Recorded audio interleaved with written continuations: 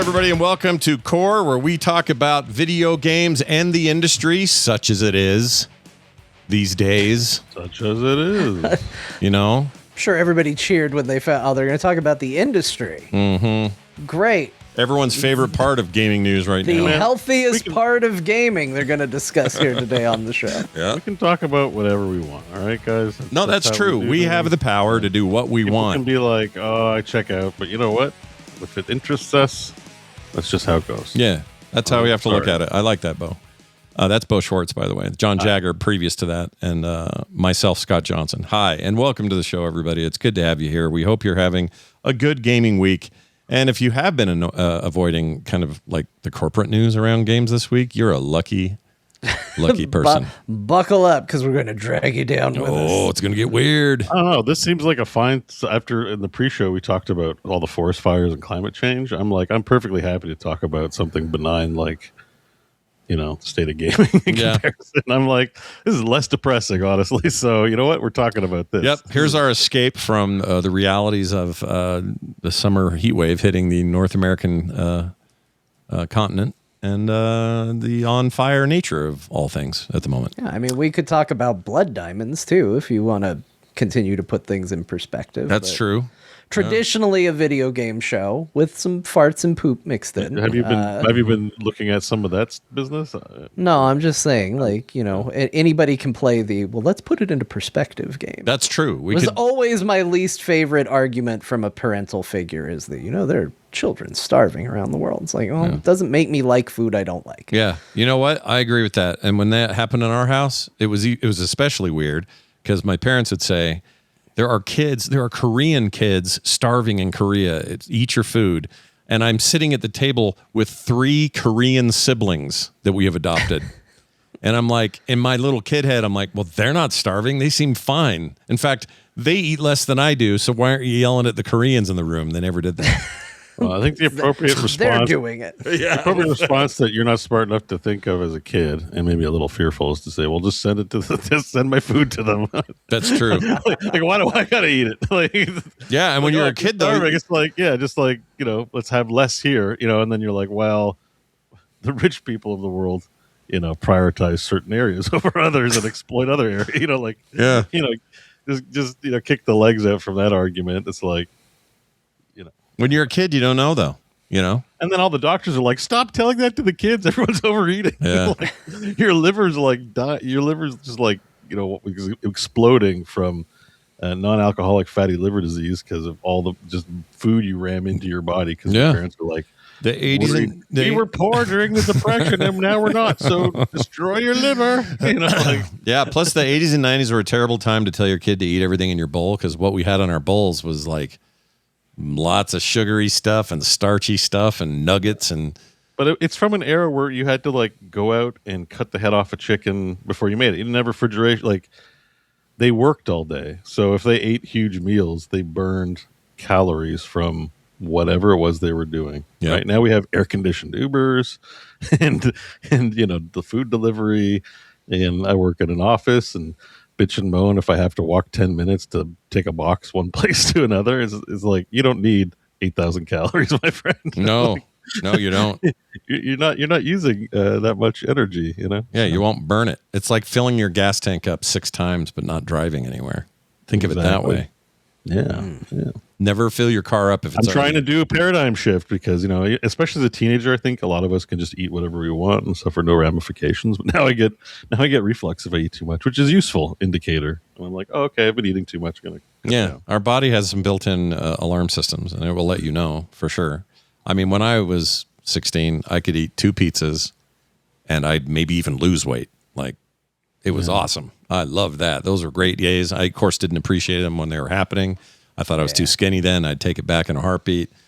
But now, half a pizza. You look pretty good. I look all right. You're in decent shape, at least physique-wise. I wouldn't feel low self-esteem about it anyways. Maybe you still have health issues to address. I don't know, but I have dysmorphia. I see myself in the mirror and I go, ugh, gross. But then other people see me and think everything's fine. So it's clearly on me.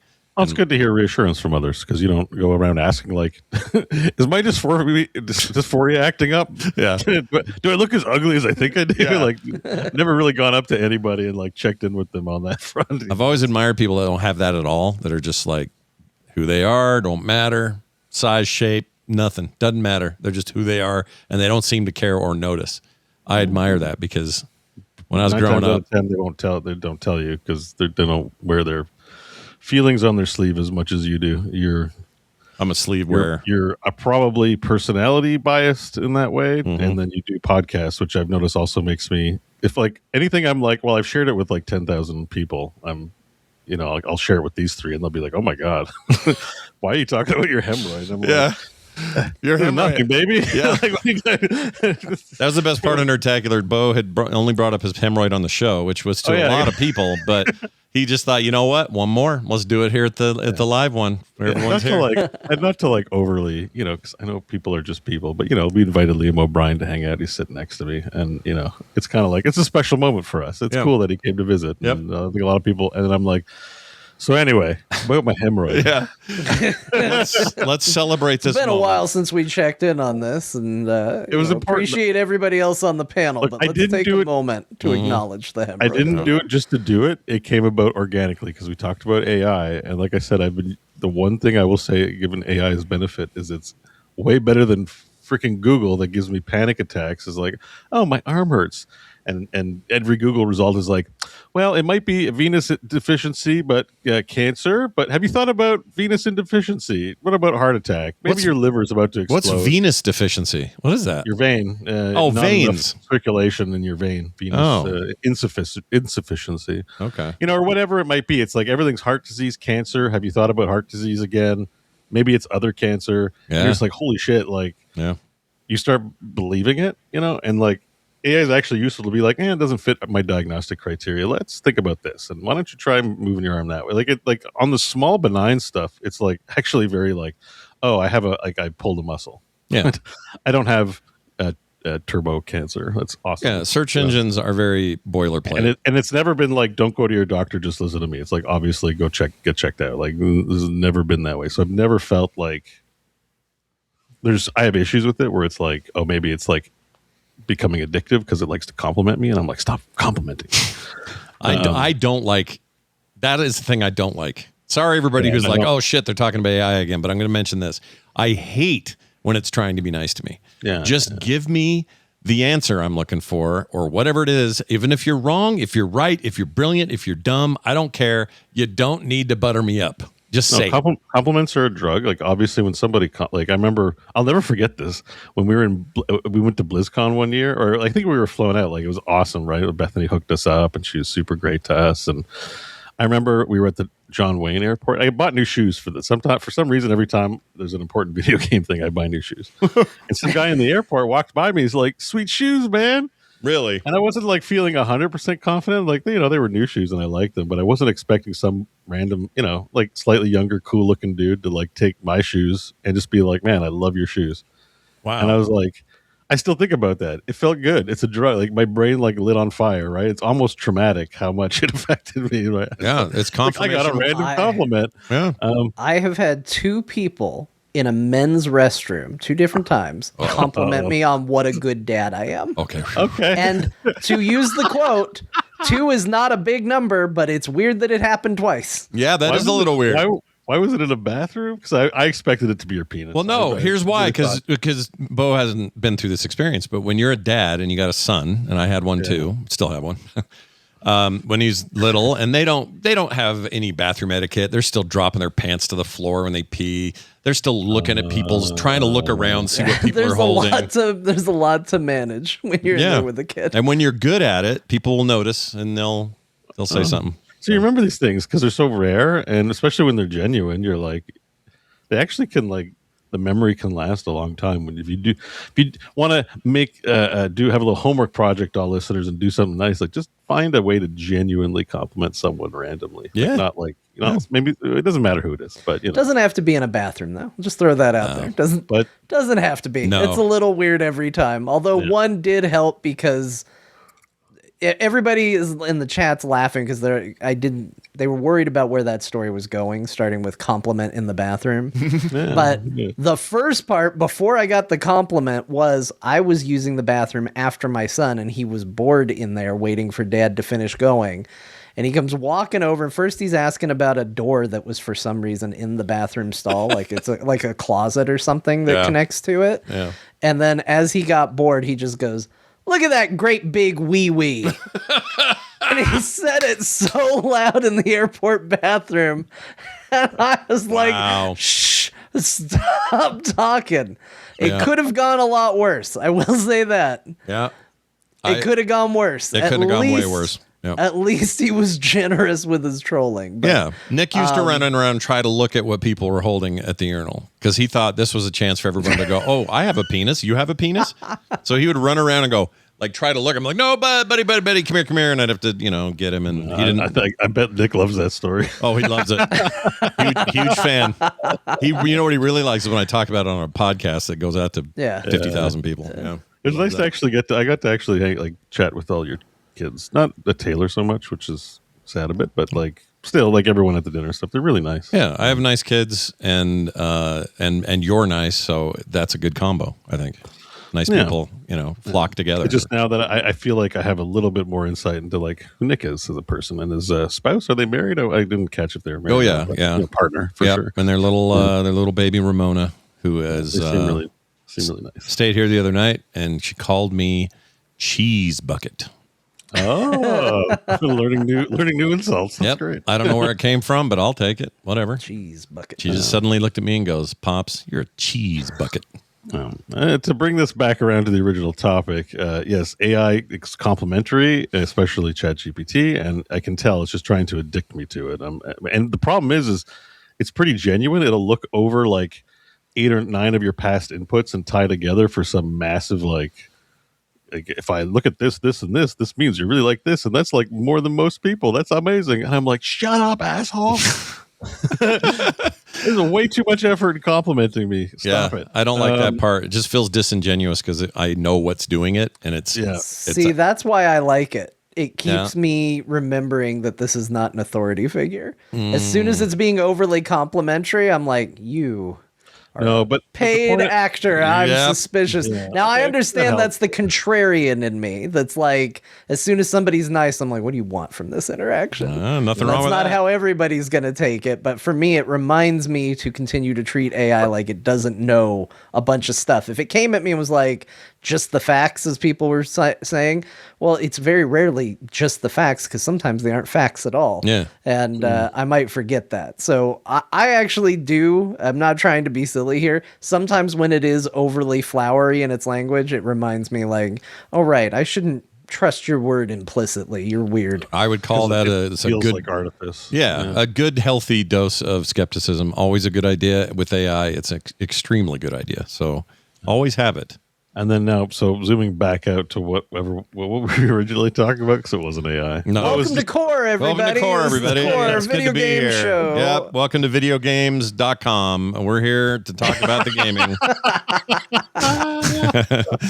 I got a thing. I do have a thing I want to start. Well, two things. One, we talked about this in the pre-show. I'm going to mention it again so the main audience can hear it, but wrong one. Hold on. We've seen this one before.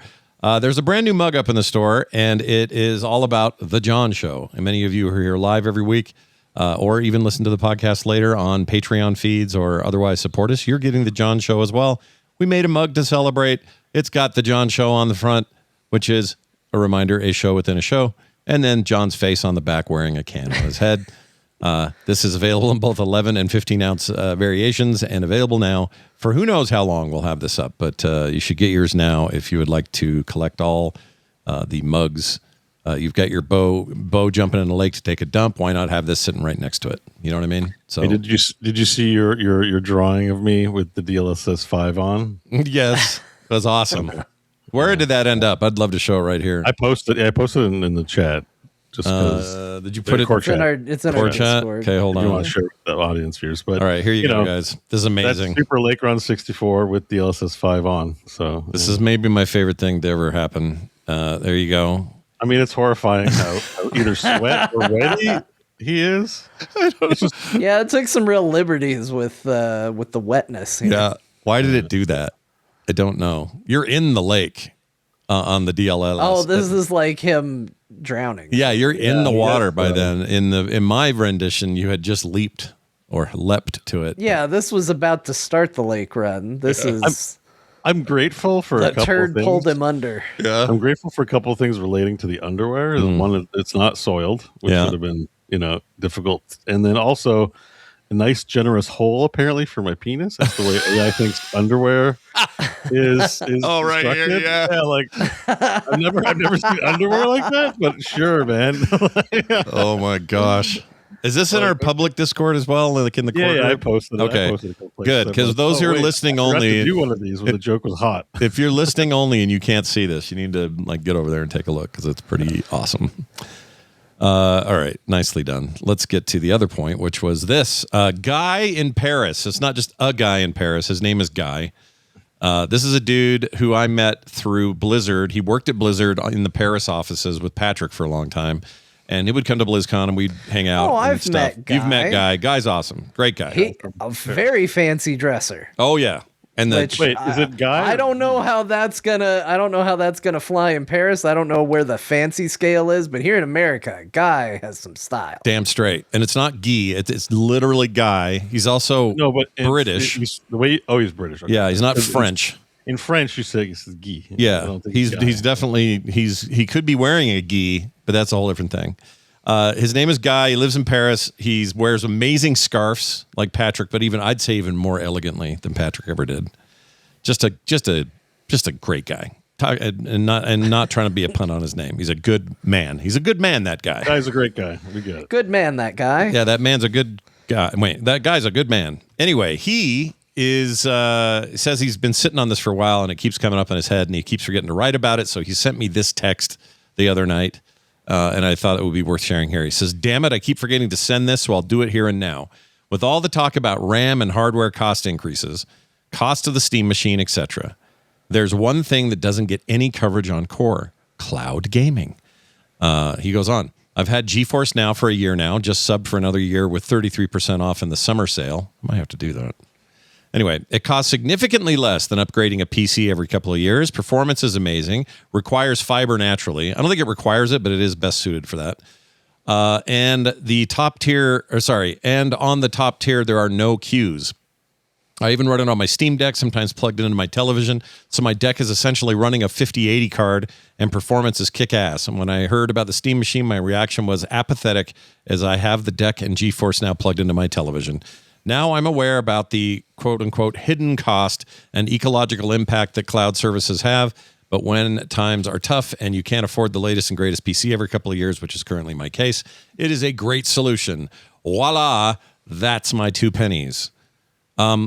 He's got a point, We just don't have a need for it on the show, I don't think. But I know before I got the PC I have, I was using GeForce Now to play like games in high res. I think I played CyberPunk and Divinity a little bit. I tried it with CyberPunk when CyberPunk came out and didn't run at all on my computer. Oh, I was like, well, I'll try that. Let's see how that goes. Sure.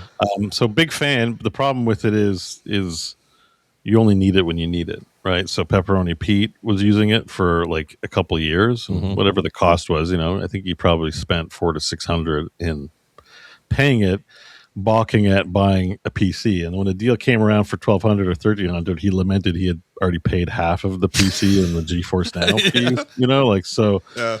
So there's always that trade-off, but that doesn't mean it's a bad service or a bad solution. It's just so if you like any esports online competitive games, GeForce Now is, in my opinion, not an option if you like to win and want to be performant. So it's always going to be a rung lower for people who are interested in that kind of thing, for sure. Right. Apart from that, though, it's great. It's really impressive. At its top tier especially, it runs extremely well. And I mean, go ahead. Especially with lower action games, right? Like maybe a shooter, if input lag, if it's like, I don't know how I feel about playing Stellar Blade where I got a parry and the frame windows are tight. Maybe it works great, maybe it doesn't. But like CRPGs, for example, a lot of like mouse games, a lot of low, turn-based stuff, all that, you want to run it on high graphics. like, yeah, it's a great option for a lot. It's not I wouldn't call it a silver bullet for everything, but sure. It's just none of us use it. Yeah. And I don't have any like bone to pick with it.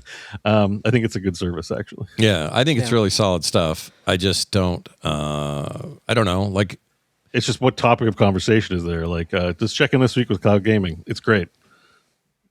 But how great is it? Is it greater than great or just great? You know, you're like, okay, well. I think we're increasingly getting to a point, and especially as we cover the next topics we're going to get to, where I think people in general are going to have to take a hard look at how they're going to be gaming in the future. Mm-hmm. And I think it's good to know that there are solutions like that out there. It's certainly going to be for some people. And if it falls into your niche, it's a really good way to go. Although we've already seen a little bit of rollback, and I think he alludes to it a little bit with, because he's the top tier member or whatever, there's no queues or whatever, but we've seen NVIDIA has rolled back certain restrictions and the service is getting a little more restrictive than it certainly was at the beginning. Hopefully we don't see more of that, but yeah. And mostly the free tier got dinged with that stuff. The paid tiers have been okay, feature-wise, as far as I know. But yeah, we do live in the age of enshittification. So. That's true. Yeah, don't get too comfortable. Get in, give them your money, but be ready. Yep, that's the truth. I don't think GeForce. I'm just glad they still support it. And I don't think it's the most exciting thing in the NVIDIA lineup, but it is a really good service. So I just hope it doesn't disappear. You know, I don't know what the plan is with that.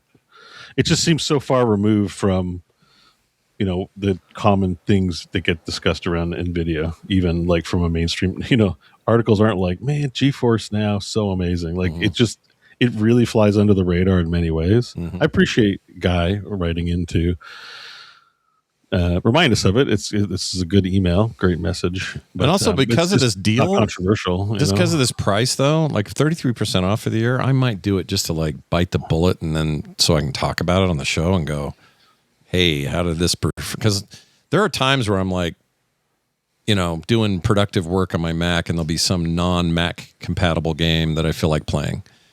And I'll be like, I don't want to get up and move. I don't want to do it. Blah, blah, blah. I don't want to do it. Whatever. Oh, I see. Yeah. And now that I've got fiber, I've got 2.5 gigabit fiber. Why am I not? The only thing that happens sometimes with it is that it does have to vary its pipeline. So one thing you'll notice is like it'll render really well, and then maybe for a few seconds it looks like the bitrate goes down. Mm-hmm. It's not a terrible thing. At least my experience of it is not as terrible, but you do notice like, oh, the sharpness has gone down. I wonder how long that'll last. Oh, just a few seconds. So if you're comparing it to like your native PC experience, those things don't happen unless you're bottlenecked somehow, or running your game over spec. Yeah. But that does happen, I find, with the service, depending on, if other people are watching Netflix in the house and stuff like that. So yeah.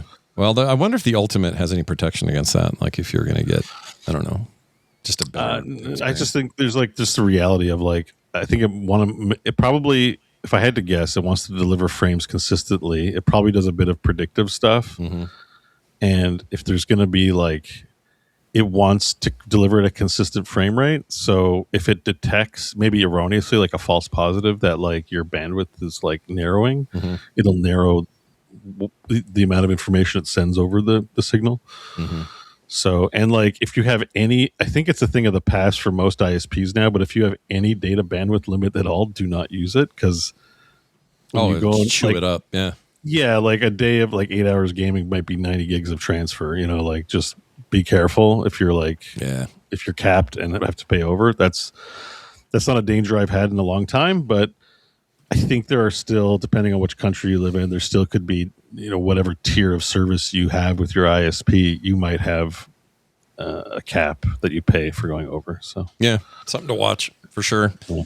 It's interesting though, and I think that I think to his larger point, people being faced with increased component costs, kind of taking upgrades out of the options for a lot of people. Having to wait around for when their next upgrade is, or even just not wanting to get a console right away because the prices have gone up on those. This starts to be more interesting, as a solution. I think the way the discourse is going on that, though, is that like people, like at the same time as we have people stop killing games, they've amplified the killing games initiative. Like, we're going to talk about that in the news about getting rid of digital media. Yep. So I think a lot of people are going to look at this kind of thing as being like ultimately not what they as consumers want. I still think if you can make it work, you should get a new PC. In fact, I actually think, or even a console, dare I say, like now is the time. If you're going to be interested in gaming for the next couple years and you want to be playing new high intense graphic things, I still think the best thing you can do right now is find a way to get a new PC, find a way to get a PlayStation 5 Pro, find a way to get an Xbox One, whichever ecosystem you want to be in. Switch 2 is kind of its own thing. You mean Xbox Series X? You don't mean an Xbox One, right? Oh no, I didn't. Yeah. I did not mean Xbox. Don't get an Xbox. Don't get that. That wasn't even a good system when it came out. Get an Xbox Series X. Invest in it. Do it. Get it.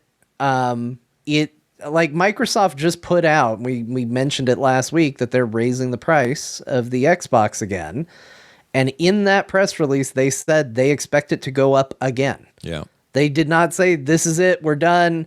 They have already raised it once. They're raising it one more time, and they said anticipate another one coming up. Yeah. And if they're doing it, it is going to be across the board. Yeah. I would 100% expect Sony to increase again, maybe Nintendo to increase again, PC costs to go up again. Like, it's all coming. So if you're not going to do something like this, I would not be waiting around right now unless you're ready to wait between 2 to 4 more years. Yeah, I think that's true. Also, one other arrow in the quiver of Guy's argument would be this. If you just can't do what John's saying, and it sounds like a lot of people can't, but if you just can't do it, can't find a way, even looking down the barrel of the next 3-4 years looking worse somehow than better, I would get this thing right around now, because with this deal, it's only $11.58 a month. That's not bad. As a How price. long do you get that price You for? get that for a year, and then it's back to the other things. You may have to cancel in a year. That's not bad. But it's not bad. You're saving $70 basically for the year.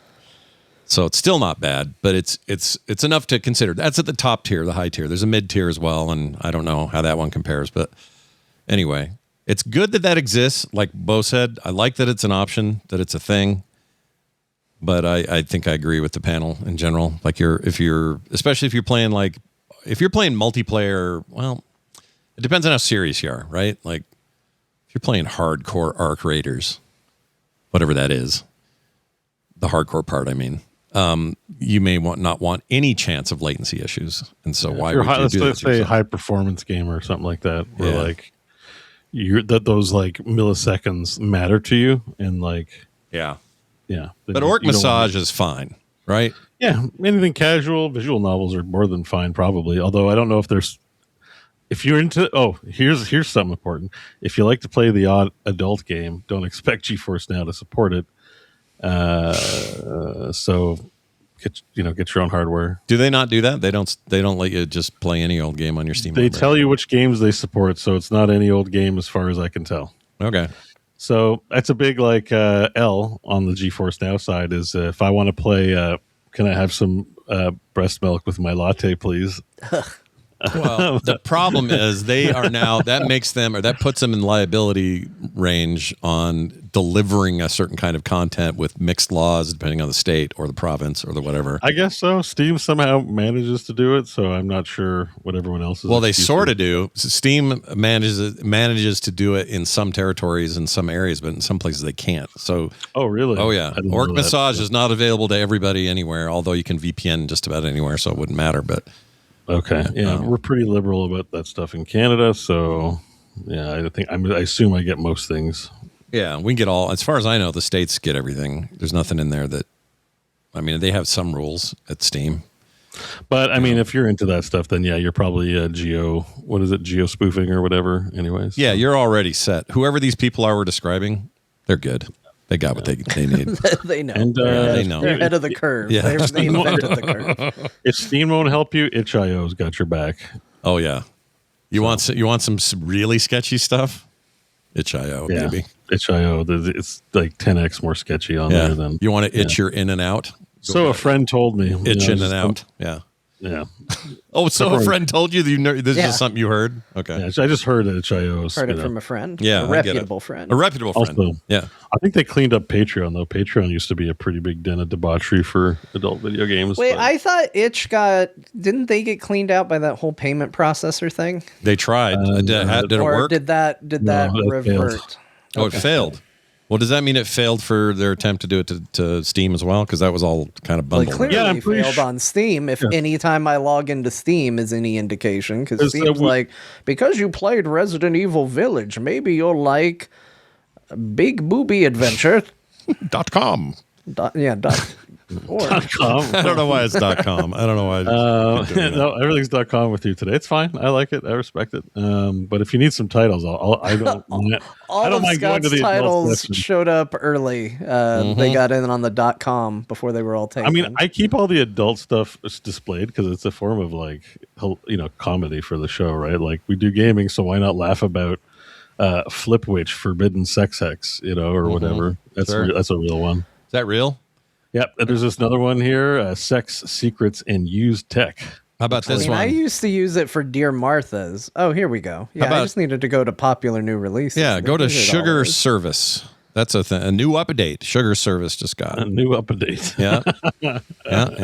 There's. But it's got to have a good. It's got. Oh man, here's one for me. Nudist escape : nude fishing. Wow. They're trying to get Bo. Yeah. Made specifically. Some of these I got questions about. Like there's one called Max the Elf. Does that mean the guy's name is Max or Maximize the Elf? I don't know. Maybe you should play it and find out. Yeah. All right, I'll let you know. I've never done any itch.io anything before. Like, what do you even do there? Well, you can get video. There's a component I think of itch that does video game assets. If you're like an indie developer, and there's free stuff there and stuff, so you can like download that. They do indie games that Steam won't have as well. So and play in browser games. So itch.io is huge. Like it's pretty big. Yeah, it's kind of a big deal, right? So, but let me ask you this though: do they? Is it all? Has anything come out of itch where we're like, oh, the mega hit such and such started on itch? Like, I think so. So there's a game somebody posted that called Rolla in our Cord chat. I guess on Steam. It's on. It's free on right now. List of featured games. Rolla free on itch.io. Okay. All right. I guess you can play in browser or something. I don't know, but it's free. Why is it free? I don't know. A lot of what these guys will do that I've noticed is they will publish like their kind of like game jam version, their early I don't know, because they're independents. You don't really say like alphas or whatever, but just like their early builds. Yeah. And they'll post updates and it'll be free. And then when they finally like are in a state where they're like, oh, I'm going to sell this, they'll sell it on itch, but then they'll get accepted into the Steam program. Like they won't make the jump to a more official store like Steam, but they'll get playtest feedback from a place like itch.io while they're developing their indie game. And like some don't make it. I don't know what this game is, Pegs and Stickers. It doesn't look like an adult game. It's a pachinko roguelike, but maybe one day that ends up on Steam when the guy or girl or whoever making it, is like, oh, it's ready for a bigger thing. But you can also get video game assets and for indie developers and stuff. I don't know. itch.io is pretty cool. I'm a fan. Well, I look forward to We're not hating on porn games. It's like, why are you hating on porn games? We're not hating on anything. We're saying that payment processors tried to. Yeah, that's all we're doing. We don't care. We're laughing because some of these are funny. Play whatever you want to play. We discovered this when we were talking about that payment processor thing, or where they're trying to curtail. These are like, it was like an Australian religious, like it's people who spend their time wagging their finger at other people's yums. Yeah. Oh, I guess I did say ew when Bo said breast milk in your latte. Well, that one is gross. But that wasn't me making fun of other people. He said my latte. Yeah. Mine. Yeah. But also, even if he hadn't, I would have said gross because it's gross. I was what other people want to put in their latte is fine. Yeah. But he said my latte. Is cow breast milk okay? Sure. Because we drink cow's milk. We don't drink our mother's milk when we're in our adult years, chat room. Don't be trying to gaslight me, chat. It's gross. It's freaking gross. All right. Moving on. I can't wait for Kiss My Camera and where's the other funny one I found here? Camera. Horny Nights and Loververse. These are all looking great. So Loververse, awesome. Yeah. So it's a form of comedy, so I keep mine up all the time just to see. Like sometimes I see something hilarious. There's one on here just called Anal. Well, I appreciate that it's just letting you know what to expect. Yeah, that's just it. It's just word. Anal, and that's it. So. I like Kiss My Camera could be a lot of things. Mm-hmm. Like, what is Kiss My Camera? Are you into cameras? Is there additional stuff? Yeah, what else is going on? Is it a voyeur thing? Who knows what it could possibly be? But we all know what anal is. Yeah, we know what that is. I'll tell you what. Hemorrhoids live. That's right. Digital Hype's right. It's a shitty game. By the way, hats off. Can I just say how grateful I am to Digital Hype and the whole bunch of guys have been trying to help me deal with our internet blips. We found the solution, solved it, and figured out why, because that guy is a huge network nerd, and he totally helped us. So big thanks to him in the chat today. We don't need to get into it, but I do want to know what it was. Yeah, I will. I know you were curious. I want to know. I tried to help. Yeah, John would pipe in once in a while and go, hey, I just thought of something, or what about this? And either I had to try it or we'd try it. Like you were like me, just super curious, and now we found it. And it turned out to be a way more technical thing than we thought, but we found the solution. All right. Thank you, Guy, for your thing, and also for us having a conversation around it. Am I thanking ourselves? I don't know why I did that. Let's move on to the news. Thanks us for continuing to do the show. Thanks for us, Guy. everybody. Guy. That's right. Oh, yeah. Thanks to Guy. Yeah, thanks, Guy. Now this. Let's talk about some of the news. Sony's, look, Microsoft, we're bracing for Microsoft news. Like probably Monday, the 6th is expected to be the day where all the Microsoft shit spills. Next week, get ready. Yeah. Preview of next week. We're going to, even though we try not to talk about layoffs anymore, I think it's going to be so big, it's unavoidable. It's going to be kind of a massive problem next week, whatever it takes its form, and we're going to have to talk about it. But we're not yet because it's all speculation at this point. I did a video earlier today, put it up on YouTube and Patreon and the Substack and everything else, with some thoughts about the Microsoft stuff, if it is indeed true. But we'll save the podcast for next week. This week, it's Sony in the crosshairs. They made it official. They're saying goodbye to physical versions of video games by 2028. Not just whatever the PS6 will be, but physical media for any of their hardware. And that includes it's the current line. 2028? Yeah. I hadn't heard the date. I hadn't heard the timeline date. Yeah, that's when they're going to, from then on, they will ship only. And I assume this applies to third parties, although it's a little less than explicit about that. But that's it. No more shipping. It's all digital from here on out, which is the way I buy games anyway these days. But I know there is a sizable number of you out there who are not happy about this news at all. I mean, it's the way I buy video games mostly now, too, although I was surprised, too, as I was like, oh, I think I'm all digital right now, too. And then I was like, oh, wait, no, I own 2 PS5 games. Me, who is never on the PS5, somehow has 2 physical games. So it does exist. Yeah. But honestly, it's not really about just that. For some people, it is. And obviously, that's a big thing. But for me, this is huge news, and it's hugely negative news. This is a real bad omen, and here's me. There's going to be a little mild bit of tinfoil hat in this, but honestly, I think I'm reading these bones correctly. So if you look at what Sony has been doing lately, they have said they're getting rid of physical media. They've said they are not going to put PlayStation games on other platforms. So Sony is going to be the only place you can get those games, unless it's like a multiplayer experience, then it's still going to Steam. So they are walling off their garden. They are going digital only. They are also closing the PlayStation 3 and PlayStation Vita digital stores. So you will soon no longer be able to get games digitally from the PlayStation 3 or Vita catalog. Yeah. Those are getting permanently shut down.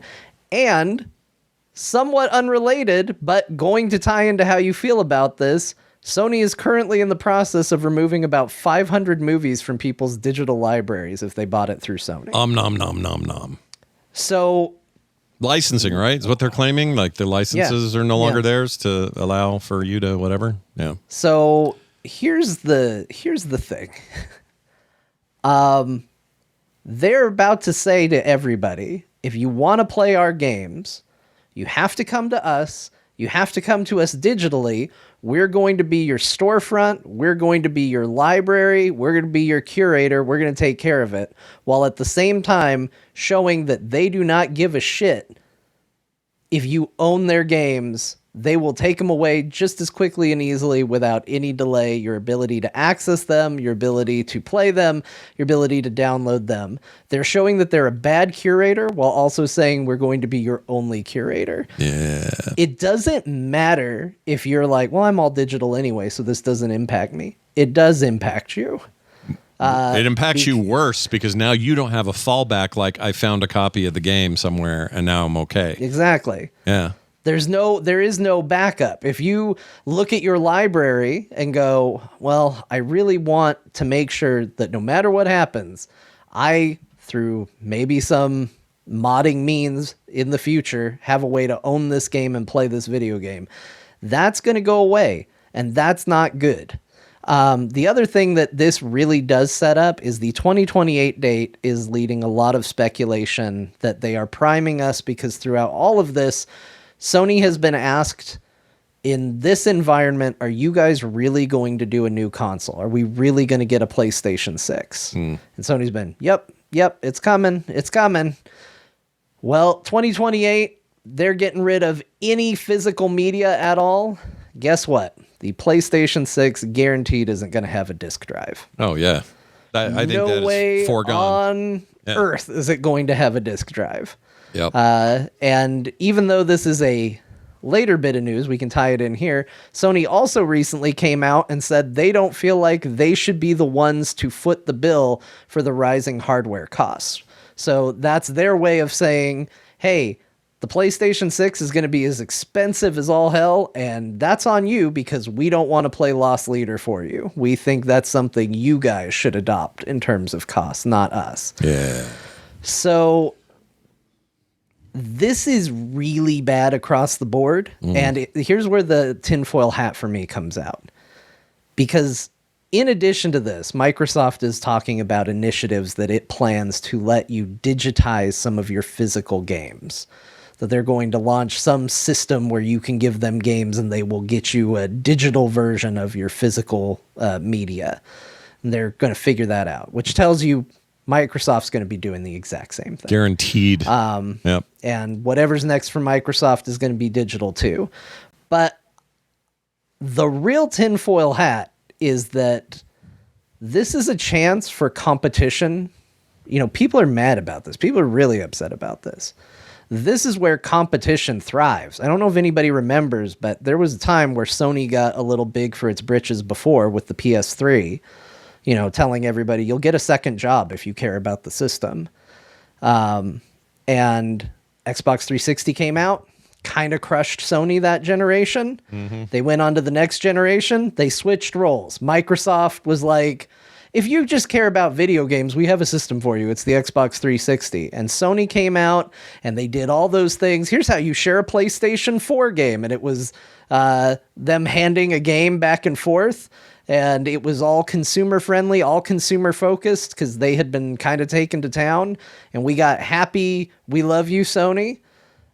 Well, now Sony's back on their shit again.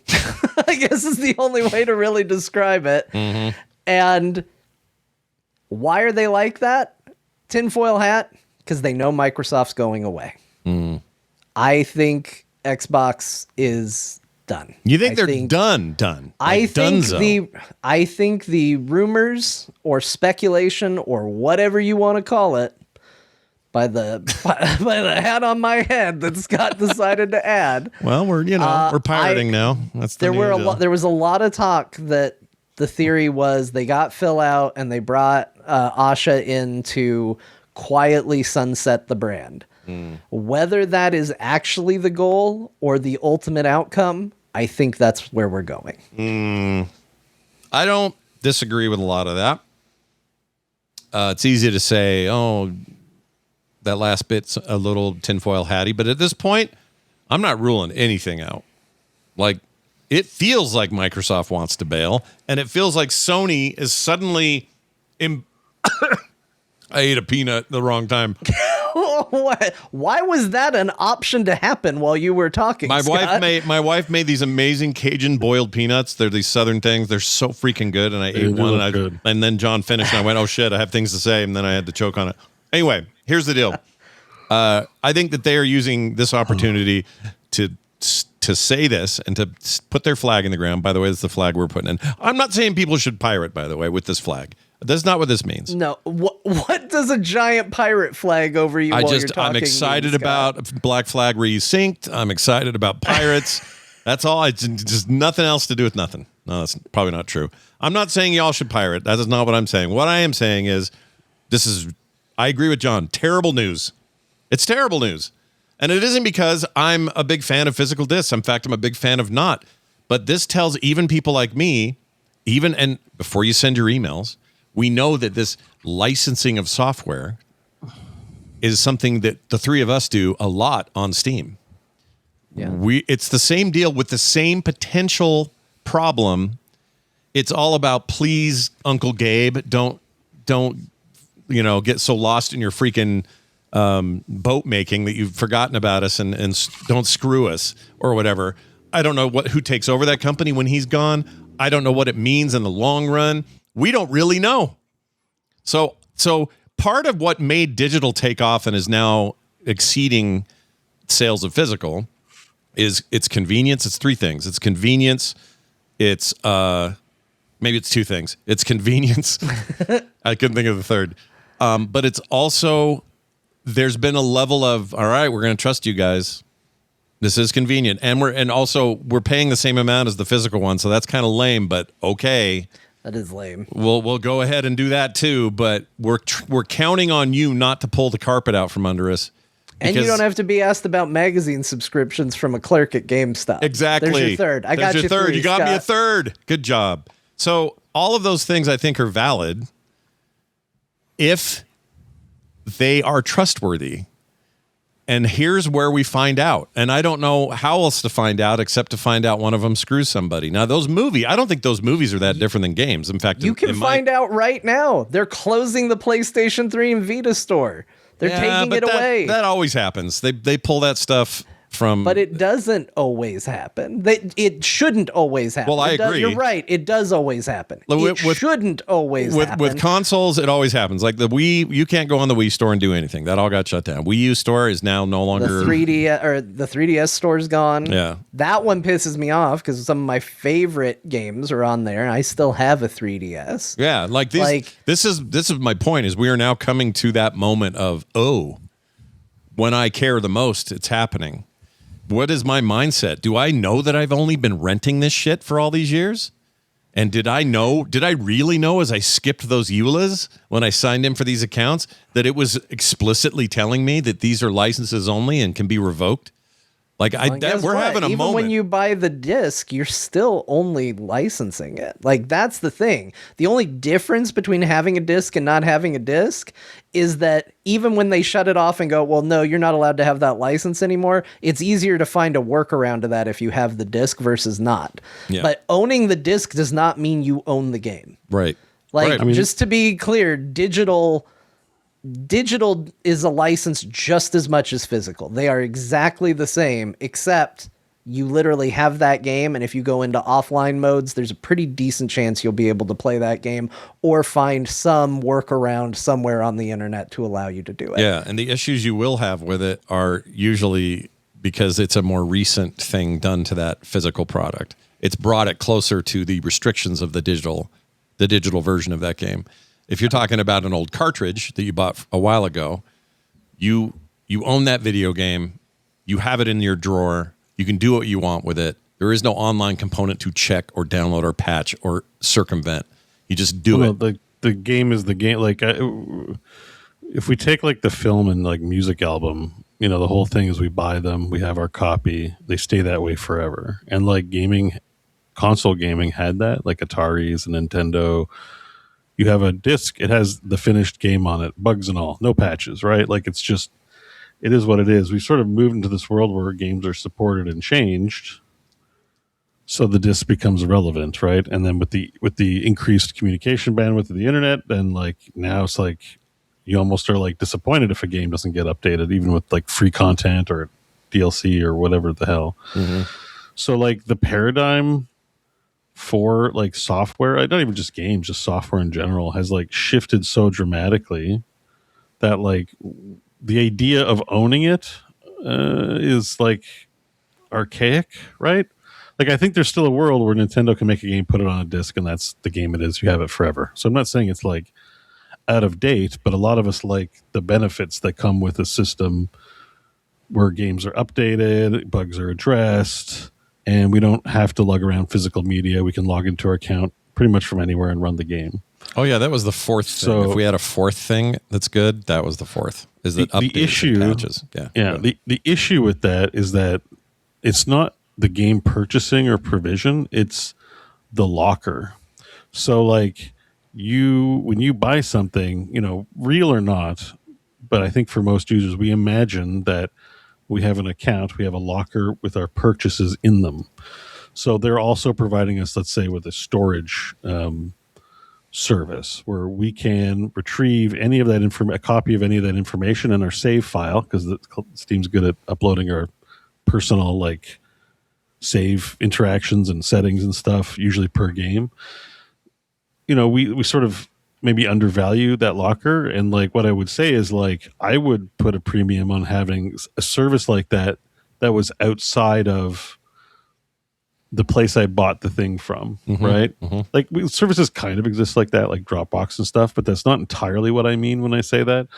What I mean is just like the people we're buying from are also the people that manage our lockers. And it feels like that shouldn't be the case, right? Like they don't, 20th Century Fox doesn't come to my home to check the licenses on the VHS cassettes I bought. Like that doesn't work that way. So it feels like we haven't found a good business case for a system that allows us to purchase things and then take them, but still have entitlements for updates and things of that nature. Right now, the same companies we're buying them are also managing the lockers. And for whatever reason, when they don't want to provide that, because like it's not nothing for PlayStation to, let's say, those 500 movies, like they're just providing it to the people who bought it. But you have to like ask yourself, how many businesses in your neighborhood have lasted forever? And of the businesses that have lasted forever, how many changes have they gone through in letterhead and how they communicate and things like stuff you don't normally see because maybe you don't work there? Like things are like changing often. Mm-hmm. So this idea that you have this locker that will exist in perpetuity with Valve or with any company is like very fragile. It's a very bad idea, basically, to buy from any company in this way. Like, but there's positives that are so strong about it, and the discounts honestly have been fantastic. Yeah. Buy a game for $10. Like, why wouldn't I? That's how we got to these library sizes, if we're being honest. Oh, yeah. Hell yeah. It sucks that they can kick the legs out from underneath it, but there needs to be a solution in place, because downloading all my shit onto a hard disk, maybe I can play whatever build's available, but that doesn't help when there are updates. Like, I still need a service, and that's what the Stop Killing Games initiative maybe have thought about and put on their, as part of their plan or whatever. But like, there is going to be a reckoning. I don't know if there's a good outcome to it. If we just, let's say there's a big depression, money goes, everything's way too expensive. It's way too expensive to run your lockers. Everyone's just going to lose their digital rights probably. Like if we ever hit, with the climate change coming and all this kind of stuff, you can kind of see it down the line. Like what are some of the first things that are going to get cut? And it's like people providing you these, basically free services of a locker. So you'll lose all your licenses for sure. I think that's just a question of when, not a question of if, in my mind. Maybe if it's 50 years and outside my lifetime, maybe it doesn't matter that much, but it could be any time. And we're starting to see that a little bit as John predicts Xbox is out. That means all your locker purchases are gone. Even if Microsoft's still around selling AI to everybody and Windows and shit, assuming they did get out of Xbox, they're not going to keep your locker of games open for you. It's going to disappear. Yeah. and maybe there'll be class action or lawsuits following that. But I think it's still expensive just to provide administration for accounts and their purchases and their downloads. So that goes away. And maybe Sony's trying to design a world where they can still be operating, even if it's expensive. This is the new world of computing. Computing's expensive. You want to be in the hobby? That's great. We'll do it. But these are the costs, and the alternative is we just don't do it. So take it or leave it. Take it or leave it. Yeah, which I'm afraid is kind of what this is. This is what they're saying. They're saying take it or leave it, and they're not expecting a bunch of pushback from their main competition in Microsoft, because they think, like John does, that maybe Microsoft is exiting the race. I would even argue I think they know. They may know. Look, Microsoft had a plan ready. The same day Sony's like, hey, we're done. We're not doing this anymore. Microsoft put out a press release saying, we're building this to allow you to digitize. They talk to each other. Like, these things happen at the same exact time. Oh, we're doing this. Oh, coincidentally, we're doing this. And traditionally, what we've seen in the past is a lot of times it's reactionary as they try to one-up each other. But right now, it's been more of them doing the exact same thing. Microsoft is like, oh, we'll just do what Sony's doing. Why is that? Because they don't feel the need to compete anymore. And why don't they feel the need to compete? Because they know there's no point in competing. Microsoft's over leveraged on AI. That's the one's advantage. Sony, if there's an AI bubble and people are about to take a big financial hit, Sony's got skin in the game. Or Sony doesn't have any skin. Whereas Microsoft is like a whole hog,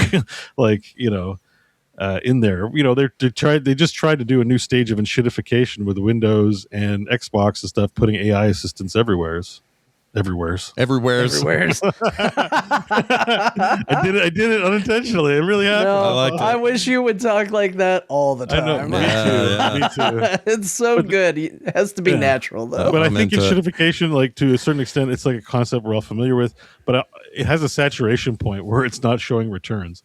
Like, if anything, the AI is like, when I want to look up like a secret on a video game, like the AI will just tell me, and maybe I need a prompt to like refine maybe a wrong answer. But like, if I go to a website, like I'll just give my it's like an STD factory for my computer, right? Like the page reloads every 5 seconds. There are ads everywhere. It's a horrible experience. And we're like, well, we want people to be paid, so we'll endure it. And it's like, actually, I don't give a shit if you make money or not. If I've got to like look at a website it's that bad, and I include like IGN and GameSpot and like all like major stuff. Their sites the standards are like through the bottom of the floor, like for like a good browsing experience. Like no one's given a shit, even without AI, about how nice it is to visit a gaming journalism website or a gaming anything website, honestly, in like 5 years, 6 years. So AI it is. Like for me anyway, I'm just like, well, whatever. This is quicker. I got the answer right away. Why am I just going to endure something worse just out of principle? Like no. So my point being that anyways, they've reached the enshittification saturation point, I think, and I think AI was supposed to somehow miraculously help in this way, and it's not. I've been watching some stuff. Some of the doomsdayers about the bubble bursting are out in full force the past week or two. Now, I don't know if it's just because they have a book to sell, or if it indeed is starting to look like... I've seen that chatter too. Yeah, what's going on with that. The chatter is like mega increased on the bubble side of things. Yeah. So we'll see. But it's not one of those things you're super happy about, because if all these companies are over leveraged, there's downstream effects for the entire economy on this. And like, I'm not smart enough to tell you what that looks like or predict that. But well, I'll tell you, I'll just out of history, they want us to help them. Yeah. Oh yeah. Well, that's the end result, is like, oops, we made a mistake that you all told us not to do and didn't want. Yeah. Now, can you bail us out because we got ourselves into trouble? It's up to reasonable people who understand the money's got to come from somewhere for things, right? Like we all get into debt buying a house. Like we all sort of understand this concept fundamentally. I mean, mortgage literally means engagement until death. The word mort is French for death. So we like understand these concepts like quite fundamentally in modern life. And somehow when people get into business, they're like, man, it's fine. We'll pay it back somehow. Who knows? Yeah. I'm a genius businessman. I got an MBA and I'm like super smart, make lots of money, and like it's just like what like it's just criminal at the end of the day. Like they're, to make like decisions so poorly. And so you're right, John. And the money's got to come from somewhere. And it won't come from somewhere, and they'll just bankrupt it, and they won't pay debts back, and you lose your lockers. As this relates to the video game conversation, like all your shit evaporates basically. Mm-hmm. Well, and that's the other biggest problem is it's like, okay, so they disappear. Like there is a part of me, like let's all be honest with how we feel every now and then and not talk around it. When you see companies making bad decisions and they start to hurt themselves because of it, there's a little part of you before you start thinking about greater impact that goes, good, serves you fucking right. But the problem is if we lose Microsoft, who is Sony competing with? Because it isn't Nintendo. Nintendo is out there doing Nintendo things. Nintendo is doing its own thing. Mm-hmm. Who is Sony competing with? And who wins if Microsoft goes away? And I'll tell you, it's not us. No. It's not going to be us. Well. Sony is making these decisions and people keep coming out there going, why would Sony do this? They're doing it because they can get away with it. That's why. You made a good point earlier about how they know what each other's doing. Sony literally uses Microsoft Azure backend for all of their stuff. This entire digital future they're talking about, digital only, it's all being delivered via Azure, a Microsoft product. That's the cloud they're using. So I guarantee you're right about that, by the way. They know. Well, and I saw people saying, like, do you think there's collusion? Do you think, yeah, look at the RAM issue that we're having. The RAM companies got in trouble for colluding. They got caught. Yeah. Go look it up. Yeah. It happened.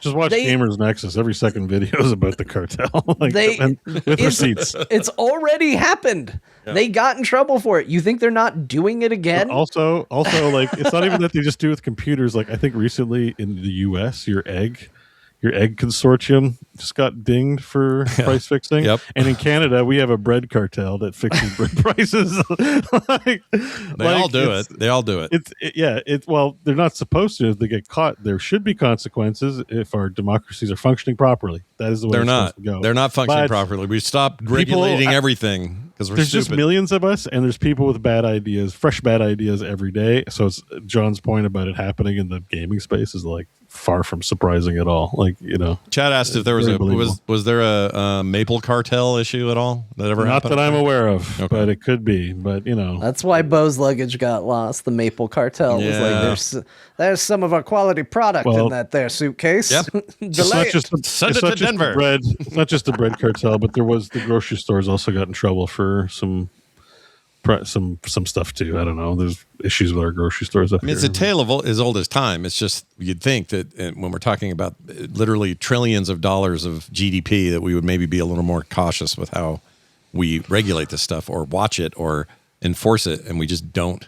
It's stupid. Well, it's the problem with the money equals speech thing or money equals access to legal enforcement is.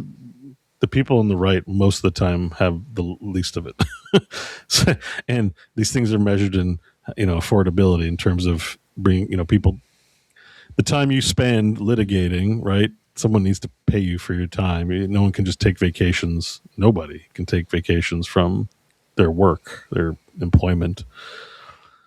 Yeah, you're to chase after every little problem, including like I know and this isn't like a secret or anything, but I know I worked in telecommunications for a while and the CRTC up here, which is the same as your FTC. So they do public hearings, right? Where it's just like this ISP, let's say, is going to do a thing and the government's got to approve it before they can do it. And so they open it up for public hearings. So do you know anyone who goes to like the public hearings? At least me, I've never met anybody. No. But I got exposed to that world. It's like there are associations that will go to the public hearing and advocate on the part of the public. Do you know who those associations are paid by? Well, if they're like the ISPs and companies. I was going to say. So it's like, and the government's kind of like, well, since the public can't, they have to work, you're going to have to pay for people to advocate for the public. So, and that business is not going to just donate money to the public, so that increases the cost of your services so that they can participate in the public here. And it's like, you hear all this and it's like, oh my God, it's so maddening and confusing.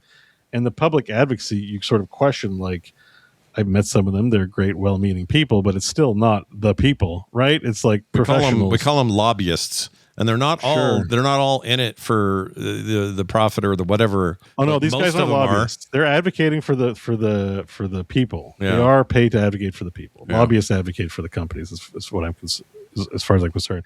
It's just if you got to pay a bunch of people because everyone else is too busy working to be part of the public hearing.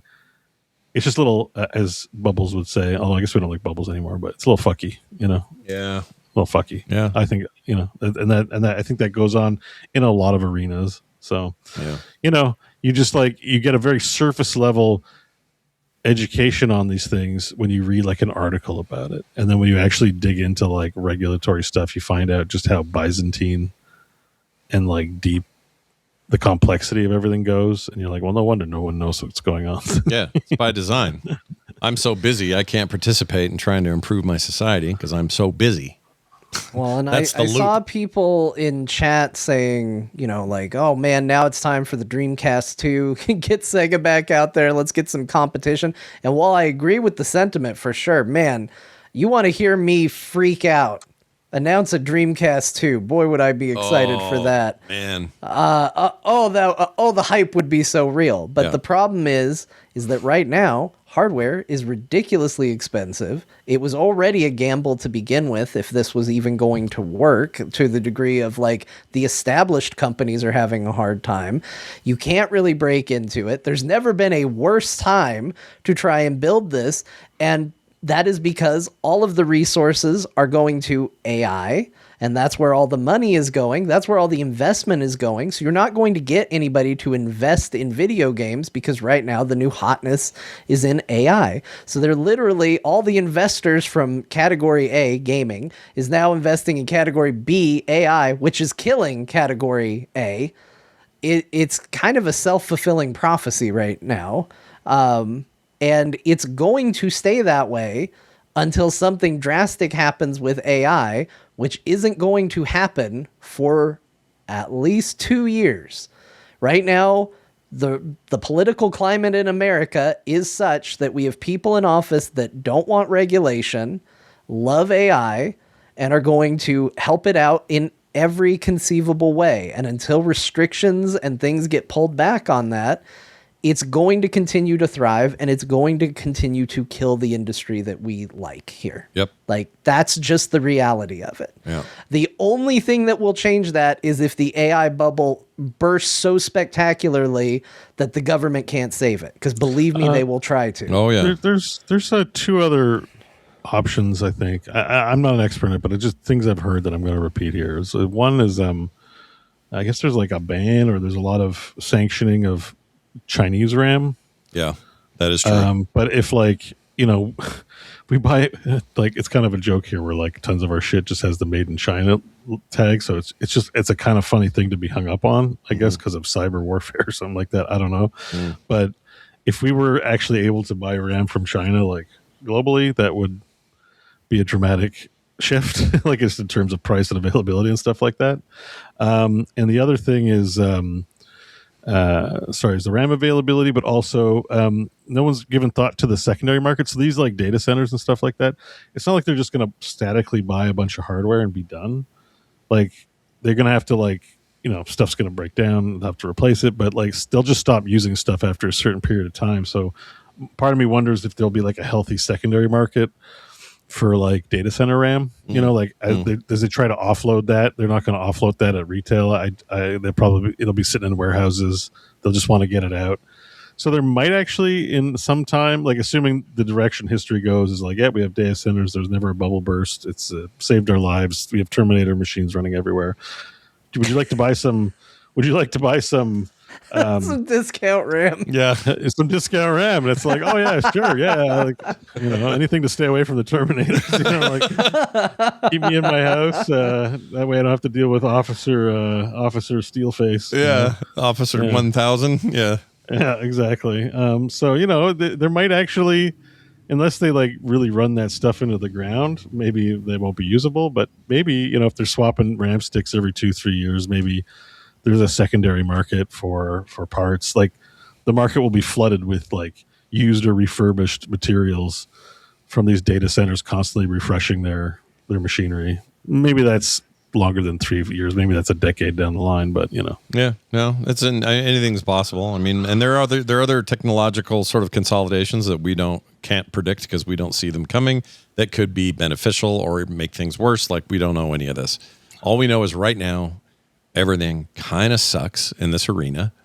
And I don't think Sony's helping anybody except themselves to take this position to bring it back to the original story. And I think Microsoft will probably do what Jon said, or at the least they'll follow suit. Yes. Right? Yeah. I think, like, if you were to talk to anybody there, just like informally, not like in a press conference scenario, just like they're probably looking at like, these are the decisions we have to make to predict financial sustainability.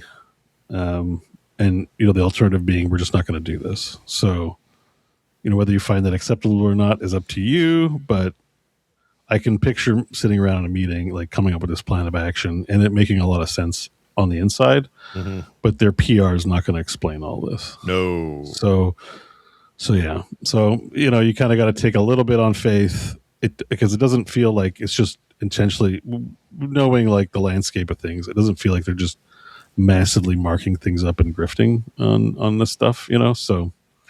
No, it's a death by 1,000 cuts though. It's slow. Yeah. Well, I mean, it's just, arguably, I think probably Sony, probably panicking a lot broadly because they're not in the AI space at all, to the point where they're like, they've joined team bullshit probably on the AI side, right? They don't publicly say that, but like, if you're not financially invested in it, you're probably financially invested in a different direction. So maybe that's them going along on like, gaming and just weathering through this era. Yeah. Final Unlock in the chat said something interesting. He says, doesn't Sony also own the rights to Blu-ray discs? No, they have the patent, but they also are part of a larger consortium. It's a group, the Blu-ray group. It involves Apple. I think Microsoft eventually was on the board. They tried to push ADHD. 8D DVD. Freaking Microsoft is giving everybody ADHD. The frogs are gay and we're all hyper and can't pay attention. So that also feels like a shot in their own foot because they have a lot invested in the Blu-ray side of things, but they're just kind of across the board just saying, nah, digital, man. That's what we're doing. That's our new thing. And they're going to spin it. We're going to hear stuff about this where they're going to spin it like we want it.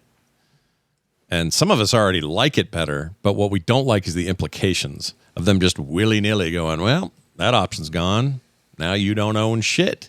Keep paying us full price, though. In fact, pay more than you used to for not just the hardware, but also this game's going to cost you more. Keep paying us more, but yeah, you no longer have the option to like lock in your physical media. I don't like the attack. I don't like the attack on lockers.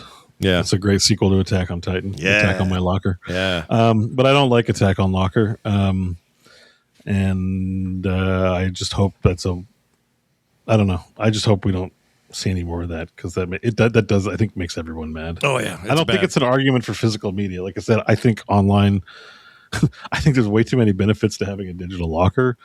That going to physical media to me is like, ugh, and I'm not a collector type, so I don't care about that side. But if I bought something, I bought something. Like, let me use it at least till I'm in the wait till I'm in the grave. Yeah, wait till I'm dead. Shit away. That should be just standard procedure. Also, I think there's an opportunity here for Valve to go further in pushing not only the ecosystem that they also control, but to say, hey, Sony's saying you can't do this stuff. Well, we're already a digital marketplace. Here are some things we're going to tell you, or here are some additional safeguards we're going to start offering. Now, I know it won't be a guarantee, and nobody knows. In 10 years, Valve could flip entirely, and suddenly they want rent every month for the games we own. I don't know. They're not completely off the books. There are games that have, the crew and all that. There are games that have been removed. They're also, and this is a subject I explored this week, but we don't talk about it enough. Games that are altered. Removed. Let's clarify that. Removed to buy, not removed to play. It wasn't removed from. Okay. Yeah, they don't. There are no such thing as games on Steam that you bought that you can't still play. It's just delisted store shit. So no, there are some you can't play. You can still download them though. The Crew, I think, is an example. You cannot play The Crew. Oh, because of the online stuff. Well, yeah, that's true. Okay. But Valve has not removed anything where you cannot, like the Transformer game that we talk about all the time, Transformers games, plural. They have been delisted from Steam. You can't buy them. You can still download them. Right. But unlike games like The Crew that are only online components, you can still go and play those. Right.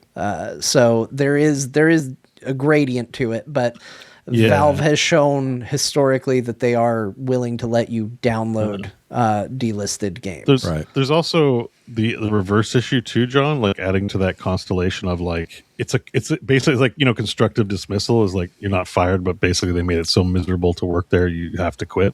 Yeah. It's called a constructive dismissal. It's like a constructive removal when they're just like they make the game inoperable, even though Valve's like, hey, you can still download it, but they've essentially killed the game. Yeah. And there's another version of this that is more nuanced, which I ran across. People were talking about, I think it was GTA 4. I think you can buy that on Steam. One of the things they did was like all the licensed music is gone, and what's happening is they didn't replace it with anything, so there'll just be these blank, 3 to 4 minute areas with no music with just no music, of just like silence where like this song was. And I'm like, well, that's ruining, like if I pop in like Goodfellas, all the music's, you know what I mean? No one's like, get every copy of the VHS Goodfellas and scrub the music. We don't have license for it anymore. It's expired. It's like, no, that's the artistic artifact that we've preserved. It's on the thing. So it's like hyper bullshit to go into like your old game and be like, sorry, the license is gone. We got to destroy the thing we made. We got to like vandalize it basically. So you can still find it on, and that's like an argument for physical media. It's like, just like the VHS tape of Goodfellas, if you find a GTA 4 on disc, you'll have like the original soundtrack. Just don't connect it online so that it gets patched out. Mm-hmm. But that is also another way that, like, that's an overreach. Like, I don't care what the litigation says. I bought this. And that's what everyone understands when you buy this thing. Yeah. Then that's yours. Who cares if it's on Gabe's hard disk waiting for you, or your own hard disk? You know what I mean? Out in the middle of the ocean in his yacht. That's where it's sitting. Yeah. And I think you can extend the same logic to what John mentioned about if the game's online, that's an effective removal of the game. So you should let players make an online service for it if they really want to play it, like not block it completely and leave everyone out in the dust. Yeah. Yeah. Well, anyways, we'll see. There you go. I don't know. Good luck, Sony. Good luck, guys. We don't know. So what's this about Xbox? Because we spent a lot of time on the Sony side of things. Well, the Xbox John's stuff prediction. The stuff from next year is different, or next week, sorry, than what we were going to talk about here today. But it looks like the disc to digital thing is probably going to be Microsoft's. I mean, they wanted to do this, and what the Xbox One was essentially them trying to wrestle away. It was the first right? time they tried, and then Sony being people friendly prevented them from doing it. Yeah, because remember their commercial they made and everything? It was like, how do you share a game with your friend? And they took the box, put the disc in, hand it to the other guy, like being all like that. Where's that now, Sony, you dicks? They don't have to be like that anymore. No. Xbox did technically release a console without a disc drive. Like there's the poverty Xbox, and then the iBot. Yeah. It's not a poverty device. It's just less than the main one. I don't know. It feels like when you have a product that has a consumer friendly CD-ROM and one that does, that you're essentially, and better or worse hardware, you're essentially saying, well, you could buy like the good Xbox, but here's the poverty Xbox. No, that's what it is. I couldn't afford to buy the expensive one. That's literally why I bought the poverty one. So I was like, well, I can justify this price. So sure. Yeah, no, I mean, you're not wrong in the end. The comparison made it that way. There's no way getting around it. But that's how I feel about baseline PS5 versus the Pro now. It has the same effect. It's just over time where you're like, and like that wasn't expensive. Like I think I played $299 to $399. Yeah, they were $299 when they launched. Yeah, it was not expensive. And I think there's a little bit of like a 10% discount on it when I got it. Yeah, the Wraith is right. Series S is about the same price now as the Series X launched at. What? Yep. That's how stupid these price. Well, these price. But guess what? The X did too. but like that, the Series S. I mean, it's not that good. Yeah. It's got a nice form factor. I'll give it that. A small little box, fits nicely places. Yeah. Cool. But I never sometimes you look at a console, you're like, wow, it's cool. Xbox is like, man, this thing's kind of a turd. It's just a white generic box. It looks like it belongs on top of the toilet. You know what I mean? Like there's nothing like exciting or special about it. It's very generic and bad. So yeah. So I don't know, man. I think that John's 2 to 4 year thing is going to be the weirdest. It's going to be a strange 2 to 4 years. We're going to be here for it. We're going to be talking. Yeah, about it. If you want to get the Hopefully, latest, sort of. Yeah, we hope so. Well, I think so. But, well, look outside. How close is the fire? Okay, we're good. Yeah, show the fire map again. We'll still be around. It's just I was looking into this. Life is just going to be like harder. It's going to be hotter. There's going to be lots of migration. But I don't think either of us are in famine zones. So yeah. No, you're right. Probably in our lifetimes. I worry a little bit about my kids. Well, you guys might have to move though. You are on you're in a hot area. Well, we've always been in hot areas. No, but if your average temperature in the next 10 years goes up by a couple points or whatever, it's probably going to be a conversation you're going to be having at some point. I wonder how John's in particular, just anything around the Phoenix area. You guys are already 106 today or something? Yeah, we're in a cold front, and it's only going to be 102 today. Oh, that's not bad. And I enjoy that while it lasts. Yeah, it's a cold front. Yeah, because when that 106 it's only back, 97 degrees out right now. Jeez, go outside. This is wear a jacket. Soon, but since Why we do this show, playing outside, we can bookmark these things, and we can say in 2036, let's reference back this episode and say how on the spot were we, is it cool again? And maybe it was just a thing. All the naysayers were right, be interesting. Booge in the chat says, we're going to hold steady, but Scott's kids are going full Hunger Games. Sure feels like it. If my kids are, imagine what is John's kids? Full Fury Road? What are we doing then? Alexander's a little guy. I worry about it. I know. This is what parents do. I worry about. It's all I could go tomorrow. It'd be fine. I could flop over dead. It'd be all right. But I don't want this bullshit for my kids and their kids. No. And then their kids. Yeah. If they can even have kids, these fires are going to sterilize everybody. I don't know. Is that how it works? Freaking fires are sterilizing the kids. Well, if it burns off your pecker, then yeah, that's true. Don't burn your wiener. All right, let's move on to this story. We already rolled that in. Let's talk about this instead. We did that. We got good news. Oh my gosh, good news. We're done with the bad. Now you'll only be able to get this digitally, but CyberPunk Edgerunners Season 2 trailer. They had a tease earlier in the year, and now we have a trailer and kind of an idea on a release date, more of a release window. John, what do we know, and how excited are we for this thing? I'm very excited. Yeah. Scott, did you see CyberPunk Edgerunners? I did. I loved it. And I also really like this new trailer. And it's short, but it got me where I needed to be. I'm into it. They definitely played Cyberpunk because they have a character that is a female character wearing pretty much only a jacket. Yep. I was like, okay, well, they've clearly played Cyberpunk. Yeah. It's been one of my issues with the first season was... Not enough people wearing just a jacket. No, I just never quite felt like the worlds matched up. It's hard to explain. The game world and this world, this is such a stylized anime take that it's just different, right? Just physically, visually, it's just different. So when you do things that remind me of the game world, I get a little more into it. And this looks really good to me. I mean, it's still pretty stylized and weird, but so one of the it's not really a critique, but everyone's looking forward to the explanation is Maelstrom. So that woman is Maelstrom, but she doesn't have removed eyes. Usually, Dum Dum and Brick, they have their eyes removed and they got 8 laser eyes. Sure. So she doesn't have her eyes removed, which is unusual. So they're wondering if there's going to be a narrative reason for it. Yeah. Yeah. I'm excited though. I mean, look how bloody that looked right then. I'm into it. Yeah. You got Clancy Brown voicing that guy. Yeah. Oh, really? Yeah. Yeah. I wonder what his deal is because he's clearly cyber psycho, but I don't think they're going to do main story all over again. Where Main is a badass and then goes cyber plus psycho. He's old, and that's a cool thing to explore in Cyberpunk 2077 is an old guy. Yeah. They make a clear point that you don't live to be old in Cyberpunk. No, especially if you're an edge runner. Yeah, no, there are no old. I'm trying to think in that game if I ever noticed anybody who looked old on the street. Nobody does he look old? His hair is blonde. He doesn't have any gray hair. Well, his name is Old something though. His character's name is like Old Guy. Hold on, let me see if I can find it.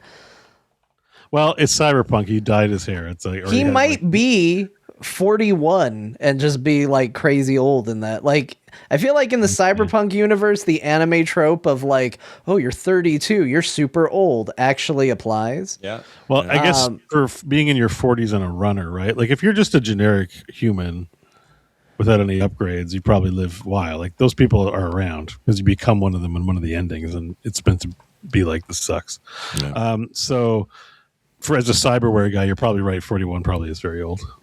Yeah, that's probably. I mean, life expectancy. I don't know. Has anyone actually done this in the lore? What the life expectancy is? His name is Weak Kingsley. Oh. Weak Kingsley, once known as King, a veteran edge runner at the top of his game. Weak now lives in the shadow of his former glory. Okay. Voiced by Clancy Brown in the English dub. Yeah, I don't know. That's the great thing about this trailer is like, they really didn't spoil. Like, it's hard to predict where these narratives are going. I just wonder, since you don't see them together really, I hope it's not an anthology of 4 different stories. I like the bonding of the group in the first one and all that. So yeah, you like the crew, right? You were into the cast. But they don't really look like crewed up in this one. But that could just be the trailer. Also, we don't know what this camera boy's deal is. That's Roman Carrix. Roman Carrix is a young cinephile chasing real stories in a city that's abandoned film for braindance. Obsessed with documenting the truth, he shadows the lives of others only to learn that unlike his favorite reels, Night City stories are messy, brutal, and rarely tied up with a clean ending. So even if they don't all come together, I could see him being like a through line. Yeah. That's why because I'm like trying to figure out the connection between these characters because they all seem like versions of the same psycho, right? Like maybe not the girl so much, but she does look like probably she's in a super ninja revenge story of some kind, considering what you see her as doing. But you never like really see them. You know, in the first, I think even trailer, you saw that Lucy and David were like, bonded, right? Like that there was a thing, some kind of a thing between them. And this doesn't really show any connection with any of the characters. So I don't know, but I'm sure it'll be good, and they'll all die. Yeah. Yeah. It'll get dark. And the camera boy dying is going to be the saddest part. That's kind of what I want though. You know what I mean? Why? I don't know. I kind of want like no, not him to die. Not him to die. I was still hung up on the dark thing. That's what I want. All right. Yeah. I just want to watch this child get murdered. No, I'd like him to live long. Make it to 42 or whatever. I mean, they killed a child in the first one. They'll kill one in this one. So yes, Chad. I was definitely saying I want all the kids to die. Nice. No, they killed a child in the first one in the most horrifying way possible. Yeah. Rebecca right. gets landed on by Adam Smasher at 2 tons of metal. Yeah. Was she a child or did she just look young? She's a child. I mean, she's basically a child. The voice of Cliff from Crimson Desert smushed her. That's how you have to look at that. Yeah. Spoilers. He played Adam Smasher. All right. Well, that's cool. We're looking forward to that. Let's also talk here briefly about Tokkon Fighting Souls. We got the full launch roster. We've been pretty excited about this. Who did I see that I was super jazzed about? I think it was Blade I got excited. Was Blade already announced, though? Sorry, I did not believe Bo on the Rebecca thing, and I had to look it up. She's 20. Oh, she's 20. The child. It's a child. Well, it's a very young person. That is a young person. It doesn't like, I'm not like... Not in Night City. We just established in Night City 30 is old. I'm just saying, like, they killed somebody whose life was ahead of them. It's still very sad. So I don't know why they wouldn't kill the camera boy. That's what I mean? Fair point. It's fair point. Yeah, it's true. But sure, okay, I was technically incorrect, and technically you've corrected me. Yeah. So, yes, to me, a 20-year-old is kind of a child. That's how it feels to me. So I get it. I get where your head's at. Let's talk about this roster. Blade. Yes, they added Blade. Look at him. And hopefully he doesn't curse the project and ruin it and make it get canceled because nobody can do anything with Blade anymore. Sorry, go ahead. Blade is a albatross every time. He's not going to happen. Drives me nuts. I like that he has the Muramasa blade. Yeah. I think that's just a weird, cool decision. Yeah. So yeah, they showed off Blade.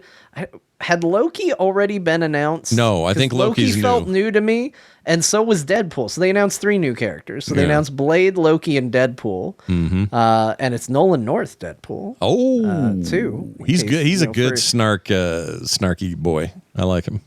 Yeah, I actually think this is.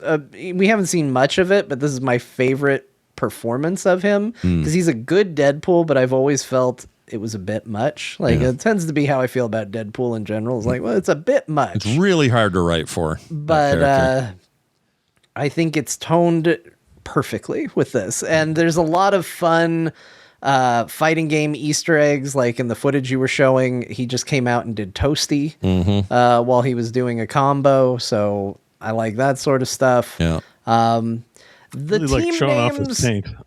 They also made fun of Midnight Suns there for a second. That's pretty good. Well, yeah, because everybody thought Midnight Suns was going to be the final team because all we knew of the team was Ghost Rider. So it was like, well, who's going to be on Team Ghost Rider? Yeah. But we shouldn't have tried to make any logic out of it because the teams in this game make no damn sense. Not at all. They have like the Amazing Guardians, which is supposed to be a tie to Amazing Spider-Man and Guardians of the Galaxy. But you have Spider-Man, okay, that makes sense. You have Peter Quill, okay, that makes sense. But then you have Penny Parker, which I guess sort of ties into Spider-Verse stuff, and Miss Marvel, who is not... she's not a Guardian, and she's not in Spider-Man. Yeah, that's a weird one. So, the teams are weird, but whatever. I think the game looks good. That's our full launch roster. There's guaranteed going to be DLC. Also coming to PC, confirmed. So one of those rare Sony games. Coming to our Gabe's hard disk. Yeah, Gabe's hard disk. You can. So, hey, anybody out there, you could get it on PC and you don't have to worry about any Sony business. You can also send Sony the message that Sony games will sell on PC. There you go. I'm sure it'll work. Anyway, go watch that video, guys. It's on YouTube in full. That game looks rad. Pretty excited about it. And I don't really get that excited about fighting games anymore. Nor do I expect to be very good at this one, but I'm looking forward to it anyway. I try to. I always get excited about them, and then I play them, and I go, oh, right. Yeah. I'm bad. I'm bad at this kind of game, and that's how I'm planning to be here, but I do look forward to I don't know, whatever it is they're doing with the art direction and the way the action feels in this is just right up my cheese. So let's go. Bring it on. Let's take a break. When we come back, we're going to talk about the games we played this week. And I'd like to remind people, everybody sit down for a second and listen to me. Uh-oh. You have choices. And those choices are you can support our Patreon or you can support our Substack. Or there's a third option. You can support both. Some people do. I'm not saying you need to, but some people do. And that's super nice. We think they're mega fans when they do that. You can read about all the benefits of joining our Patreon or our Substack over at frogpants.com/core. And you're going to get a bunch of extra content. This week in particular, I put up 2 special videos this week. There's more on the way. More cool stuff coming your way. I'm in the middle of recording bonus content. Sweet. My favorite video game endings.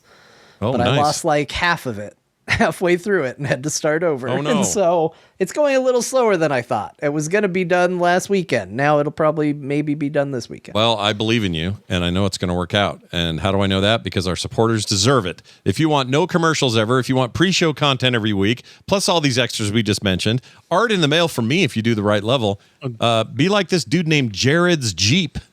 John has a new show, too. The Jon Show. Bonus show. Oh. The what? Which way? Where? Who? What? Didn't John do a new bonus show? That's what I just said. I started, but I lost like half the recording. Yeah, he's making it. So it's going in soon. So it's in progress. Oh, sorry. Yeah. So, Mike, be like Jared's Jeep. Jared's Jeep signed up this last week. Wanted to give that guy some cred. Well, thank you to Jared's Jeep. Jared, maybe consider doing what your Jeep has done. Yeah, you just going to let the Jeep take all the credit? Pretty lame. Yeah. Sign up today. That's at frogpants.com/core for all the details. That's frogpants.com/core. That's going to be it until we take our break. We're going to come back. When we do, we'll talk about the games we played. You might be surprised by a couple of these. Stay tuned. Thanks for hanging in there. We're back from our break, and it's time to talk about the video games, what we played. And we have a little thing for that. Seemed kind of negative, though. Let's try it this time. Finish the game! No! That's talking about Ghost of Tsushima. Yeah, it's talking about me again. All right, well, let's talk about it. I played Stellar Blade. Yeah, right? I played a bunch of Stellar Blade, and I got as far as, I think, the best way I can tell you this is I'm like 3 or 4 camps in. So I'm not that far, but it's, decent amount. I get it now, I think. That game is less, what's the word? When the hype bubble was at its strongest, that game was about the hot lady people are gooning to, and I just hated the dialogue around that game. Sure. Now it's just check it out. Here's a game. Here's a video game that's actually quite good, and not like Souls hard. It's not easy though. Did you like that? But like they clearly know what they're doing. That first shot when you start and she lands in her capsule and Tacky pulls you out, and there's this slow motion explosion in the background. Yep. As your full silhouette, water soaked body. Oh yeah. Gets lifted out of it, and it's like symphonic music's playing, like yeah. Which brings me to my next point, which is the music in this game. I know opinions are going to vary, maybe just between the three of us. I don't know. I really don't like the music in this game. Oh my god! I predicted that because me and John really love it. The plinky piano stuff, the action stuff. Well, she's just like running around the streets killing crab dudes or whatever, and it's just going. It just sucks. That's that one good. level, but it's good. It's so good. No, I sorry, hate, I'm not gonna agree with you there. Hate it, and I'm not looking for people on my team. I realize I'm in the minority here, and I may even be dead wrong, but for whatever reason. But I will say, like, when it's like epic fight music, like it's not that all the time. Just the Raven fight is like that, but like it's largely symphonic, badass music for a lot of the fights. So well, and like I say, I'm pretty early-ish, so I don't think I've seen all it. There's a whole jukebox full of tracks you can pick from at the camp. Yeah, I went and checked those out. And I thought, you know what? I'm here. Let's go ahead and check the jukebox out. It's got to be something in here that's really going to get my toes tapping. So I'm starting to fire those up, and they all remind me. So this is a very personal story that won't relate to everybody. But when I was growing up, and we had my Korean siblings, they were adopted, and they came over to America at a time where Korea was not the cultural juggernaut it is today with K-pop and tech and everything they've done since the Olympics in '88. And so prior to that, it was just like backwater place that sort of MASH had stories about, right? Like that's all Korea was. They probably had like first gen, second gen K-pop, which was not internationally known. No, and that's the stuff I'm talking about. So that music, my memory was Matt would bring these tapes that he'd get at like the Asian store he'd hang out at, and he would play those and go. And you've met Matt, so you know what I'm talking about. I'm a big fan of Matt. I'm looking forward to hearing what he brought. Matt's pretty great. But he would bring these tapes and he'd stick them in our boombox, and it was this stuff. Yeah, yeah. And it was good shit, dude. It's not the same as like Le Seraphim and freaking Blackpink and BTS and all that. That's not what this stuff is. It's very different. And when I went to that jukebox, I was really hoping for something more, in the golden range or the K-pop Demon Hunter style or something. They would say that's the goal. Like that's the golden era for K-pop. Does that sound? Because like stuff in the 4th gen, even now starting 5th gen, they adopt a lot of North American styles. So it's a lot more easy for like a North American listener to adapt and say like, oh, that sounds like a hip hop styling, or that sounds like Britney Spears or whoever else, totally, and Taylor Swift, and so like they're adopting more like North American global music trends, and it is easier to access, but like that's that good shit, Scott. That first gen, second gen, like laser pop style. It's so bad. I love it, and literally the song Scott's complaining about is my favorite song. So. Really? Couldn't be more opposite. Yeah, that's the one. That first song in the first like Decrepit City that you very first level, right? Yeah, that track, like John really loves it. I really like it too. It's not my favorite one, but it's up there, top like 3 or something. Like It makes me I do feel like also I'm like crazy. the Raven fight song, even though it is so discordant from what that song you would think it would be, because it's like the big epic showdown, and it is like a poppy little number that you fight to. You know what it sounds like? It sounds like it's like Us Cracks from Cyberpunk. Like It does. yeah. Pump shit. But I mean, that's intentional in Cyberpunk, where it's it's a Japanese trio doing a laser pop basically. It's an acquired taste. I will say that. I don't think you listen to it immediately and go, "This is amazing." You go, "What is this stuff?" But you kind of like a lot of genres, you kind of find like the juice of it, where you're just like, "Oh, this is awesome." Yeah. It is true. I don't think I liked it at first. Like I feel like if you had pulled me, and I don't know, maybe someone will go back and listen to my thoughts when I played the demo way back when. I think my initial take probably would have been that I don't like the music, but I ended up really liking it. Yeah. And maybe it'll grow on me. I don't know. I just like that track. I mean, for one, you listen to that track for a long time. I feel like maybe there's zones like within the world could have used a little more deviation on the music, because like they're big areas that you play in, and they do not change the track for the most part. I think the one exception is the fishing spot in the Great Desert, where all of a sudden it starts playing that super chill song, which I also really like. I really like the fishing music in the game, because it's just so... No, the first Wasteland, which Scott might not even gotten to yet, it's like good because it combines that pop, but it has more electric guitars and rock styling. So you might... don't just dismiss everything out of one song. No, Maybe I you just won't. don't like I the won't. laser pop, but it does have I would say a variety of genres. But like that poppy music is like kind of iconic. That's why when we were watching the trailer and she's hanging out near a soda can machine, which by the way, the collectible in this game is ancient soda cans. Oh, Yeah. All right. Like, it's cool. It's actually kind of a cool collectible. Like She does before this the before times, before the fall. Like it's Okay. like it's an old can of Coca-Cola or something, like, except it's made up can. Yeah, pop they're stuff. off-brand. So like Monster is called Behemoth, and Mountain Dew is called like Mountain Sparkle or something like that. Like it's they've got different names for everything where you can. Oh, Sprite is called Pixie. Oh, I get there's it. stuff like that. I like. I'll tell you what, though, I do really like the vibe of the camps are fun because they look like the vending machine looks like some old ass. I'd like to have one of those in my house, like just a cool little vending machine. I like how she tosses the coin, catches it, and hooks it in there, and like there's stuff about all that stuff I like. There's but some then like really fun animations and stuff in there. That's why I really like the can collecting animation, because she does this huge like pose and twirl and like shows the can, boom, Behemoth, and you're just like, that's awesome. All that stuff's cool. The music, maybe it'll grow on me. We'll see. But I'm having a good time. I'm not super far.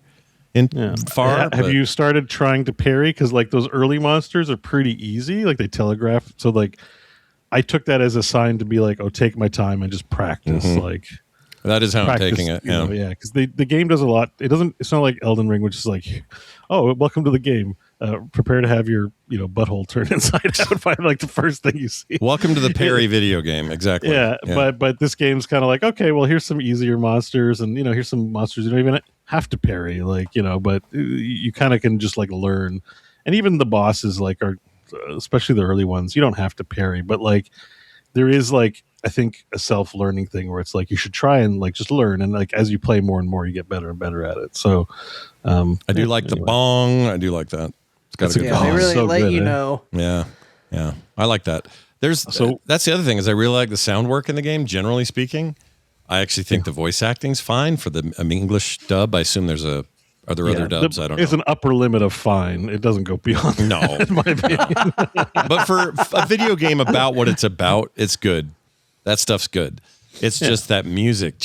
I kept hearing it going. I think it hopefully did well financially, and like that's what I mean. They're like reloading for another salvo. Like generally, the sophomore title is going to be better, so I'm looking forward to. I am too. Well, the music also plays kind of quiet, like because they do the thing where like when you're in combat, the music gets louder because it's supposed to be more intense, even though the music isn't intense to begin with. Yeah. But it's kind of quiet, and so it was a song that just was playing all the time, and I would start singing along with it, and eventually I did look up the lyrics. And I was like, I knew none, 0% of the lyrics. I was completely wrong, but I was having a good time singing along with it, even though I knew none of the words. Well, I'm glad that it took hold. Maybe it will with me, but the gameplay is very good, and I can see why this is considered a great game, despite the dialogue around the release of the game. And that makes me happy because I think that new thing looks even cooler. I love the way that the art style of the preview we saw for, what's the new one called? Blood Rain looked really cool. That's like right up my alley. That kind of gray white city stuff. Sorry, go ahead. We've learned some stuff about it too, because the guy who's working on it has been doing interviews, and so we know it's a sequel, which is cool. Because there was a part of me that was thinking maybe it would be a prequel, but nope, it is confirmed a sequel. He has said that the city we see is not Zion, and which is makes sense. Yeah. Interesting. He has said that what was the other stuff that was revealed about it? The craziest part, they've been working on it for 1 year. Oh my gosh. And they said, is it coming out in 2027? And he's like, well, we don't really want to commit to it yet, so maybe not. It sounds like it'll be a 2028 game, but like we always talk about like, man, they should really get this development cycle faster. There's a chance that by the time this game comes out, it will have been being actively worked on for only about 3 years. Wow. Which is crazy fast. He said that a big part of that is because it is exactly the same team. Who working on the game. So they're probably building on, they don't have to start from scratch on some stuff for a lot of that stuff, like Yakuza is kind of like that, where it's just like they update the Kiryu model, but they're not designing from scratch, right? Yeah, your core mechanics, like your combat mechanics, are probably just getting tweaks. I mean, I know that the weapons are different and all that. Environmentally, it's different, but yeah, like having the same team. Also, if I've learned anything from the Crimson Desert development pattern of like patches and everything, there's an ethic in Korea.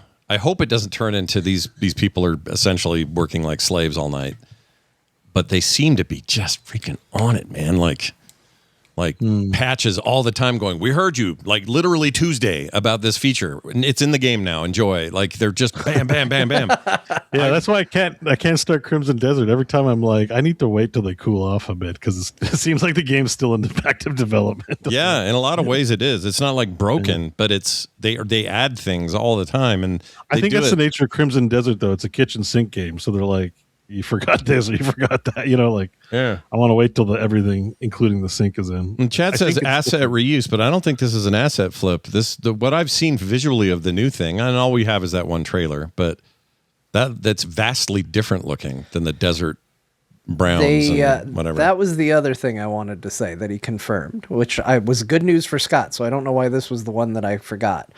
He said a lot of the gameplay, fighting, and adventuring is actually going to happen in the city. Oh. That they wanted the city to be a full environment that felt like a big, sprawling city, so it is actually going to be not just like a little hub, like run around this little town, but like city is going to be a focal zone where you're fighting and doing things. Great they news. Said that one of the things they wanted to really pull in was make the game fun and engaging in close quarters, because you kind of need big open spaces in Stellar Blade for fighting. Anytime you're fighting in close quarters, it kind of becomes a pain in the butt. In fact, most of the time, Scott hasn't gotten to any of these parts, but there are parts where they're like, okay, we're going to put you in a confined space, so we're just not going to let you use the sword at all. Oh. Because you wide swing pretty, and then also I assume the camera's a nightmare in places like that. Yeah, and she does a lot of zipping around, and it turns into a Resident Evil kind of for a short bit without the scares. It's just you got a gun, right? So you just shoot the gun and that's all you got. Sure. Yeah. I like guns. I don't know if it was like a constraint. Like I don't know why they chose that. I'm always like, I don't get to use my sword anymore. Yeah, they only do it twice, but it definitely, by the second time, you're like, I hope I don't have to do this again. Yeah, it's not the best. Yeah. But thankfully, those areas are fairly short. They're not that bad. Cool. The game is very liberal with giving me scenes where it wants to show me her butt a lot. So that's a thing. It comes up the most during like when you kill your first boss and she's twirling around, and then like she does the splits and it's slow motions right on her taint. And you're like you guys saw this before you release. You know what you're doing. Like this is 1000% intentional. Like, of course. Like, Did you see, Bo? Have you gone to the hidden development room in the game? Oh no, there's like the GM Island kind of deal. Yeah, so there's a door inside. You know where you go through kind of a sewery area, and then you find out a place where like humans had been hiding out. Sure. There's a door in that area that if you put in a password, it takes you into the people who made Stellar Blade's office. And you can read a bunch of stuff and see some art and all of that. And there's literally a section of it where it's just the bottom of a chair with the bottom part of Eve's butt sticking through the bottom of it.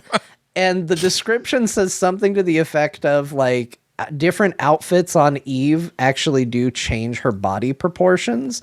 And so we had to do a lot of checking to see how bad clipping was for things like sitting, which meant a lot of staring. Hopefully Eve doesn't mind. Yeah, no, clipping's a real thing, and they have to, because they paid so much attention to her buttocks and like crotch area. Yeah. That like it'd be real weird if all of a sudden, her hoo-ha was just clipping through. Yeah. I mean, that happened in Baldur's Gate 3. The first time I played it, it happened to me. Same with Cyberpunk. Had the same problem. There were people's boobs sticking through. So in my playthrough, I made Asterion a vampire lord, and he gets this glow, right? Like, how you get a glow around you, like when you get a buff or something, and it's pretty normal in video games. But you get this glow around you, but part of the glow also glowed around his like balls and penis. So like you can see a little glowy balls and penis even though he was wearing clothes. Like, and I was like, well, I guess technically that's correct, but it's like, didn't really sign on for that. Stuff like that gets through playtesting, right? Where you are making a tasteful adult game, let's say. But you still don't want some unintentional mimi, business like that to come out, Yeah. So they had a chair where they were testing her clipping on her crotch. That's amazing. Yeah. Cyberpunk. I didn't see that part. There was this thing in Cyberpunk where if you stood next to, what's his name? Who's the guy you love at the beginning? Your buddy, your friend, Jackie. You're standing next to Jackie Wells, and if you just stood just right, his dong would pop out of it would clip out. Which I don't know. For some reason, I was like, that's perfect for Jackie. I don't know why. But the video game in you is like happy to see it because, they often brush over this stuff because you're never going to see in someone's pants, right? Normally. But now you're like, no, he definitely has those. Like, I don't know why that's important, but like, you're just like, okay, like points for effort to developers, well done, guys. You have something in there that no one's ever going to see unless they clip into it. And you put it there. So amazing. Well, I'm having a good time. I don't know, You should keep playing. And I want to share. So, John, did you do boss rush and kill what's her face? I did. So I did too. I think the same week. We both had the same idea. I guess after the show, I have a clip. Not that I'll play it. What'd you do, play it, John? Yeah. Well, okay, I'll play the clip first. I beat it on normal though. I haven't done hard. I did everything on normal, but normal's hard enough. Yeah, I did it only on normal as well. I haven't really messed with hard. Let's see. Okay, Twitch leaves this freaking mute this thing isn't in the main game, so don't be worried when you're about to see like how kind of tough it is. Yeah, this is bonus content on Scarlett's DLC. her name. That's right. Oh, wow. But but it's a pretty awesome fight, and like the amount of pairing you have to. It took me, I think, like 20 or 30 tries, and I had to watch a video to study the move sets. You can see me just parrying nothing because I'm like, I know that there's so many things to parry. Like, look at this shit. There's a lot of parrying. Is this? It's funny. Your video says it's Elden Ring Nightreign, and I'm like, wait a minute. Oh, so I was playing Nightreign before this. Gotcha. This is a pretty fight. Yeah, it's really cool. Purple. But like, she's about to do like Barbarian Whirlwind, and like, is like 7 parries to do. That's the part that got me. Is so when she goes to phase 2. So the first time I did pretty good. My first attempt to fight her, I managed to get to the second phase.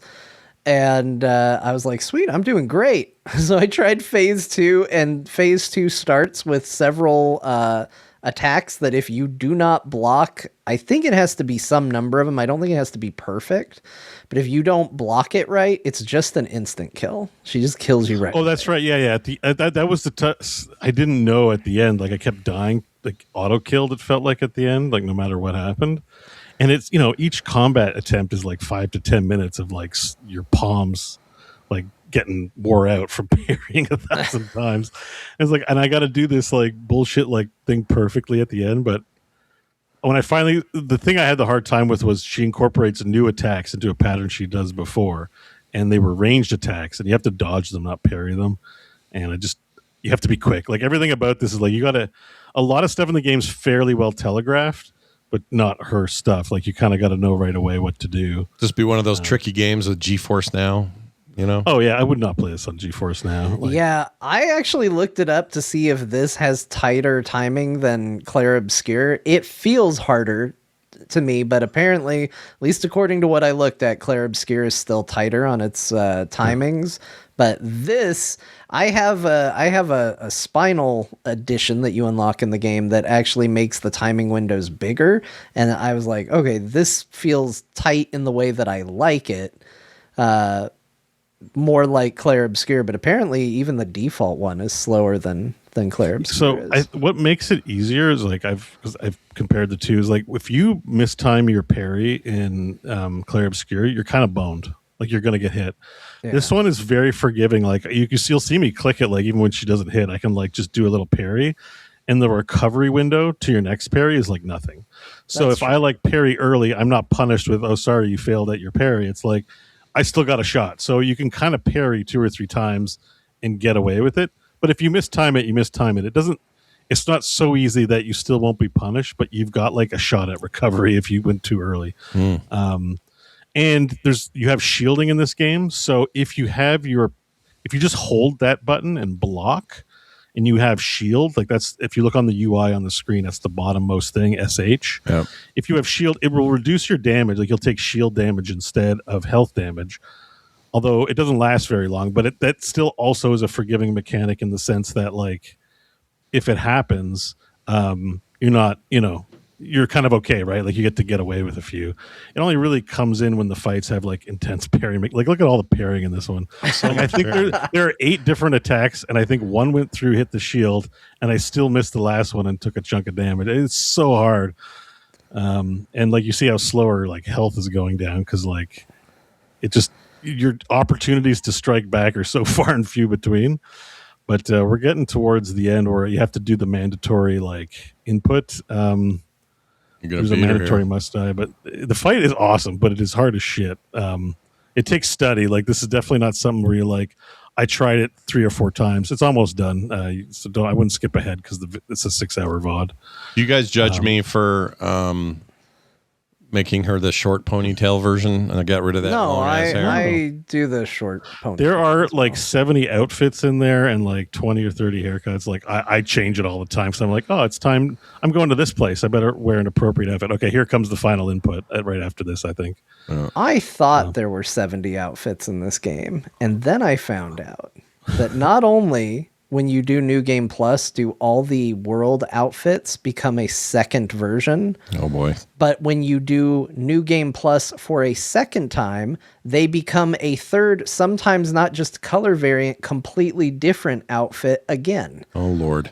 So the full amount of outfits are in the game actually 3 times. It's like I think it's like over 120 costumes. It's crazy. Yeah, it might be that. I lost count. The achievement's just for like 70 or so, and I've blown well past that anyways. So there we go. I finally did it. Yeah. I did I actually got hit 3 times but like there's some logic where if you get hit by certain attacks, you'll just auto die no matter how much health you have with that last combo. Yeah, you don't have to be perfect. I don't know if it's you have to get the last one or you have to get a certain percentage correct or what it is. But yeah, you don't have to be perfect because I wasn't and I was fine.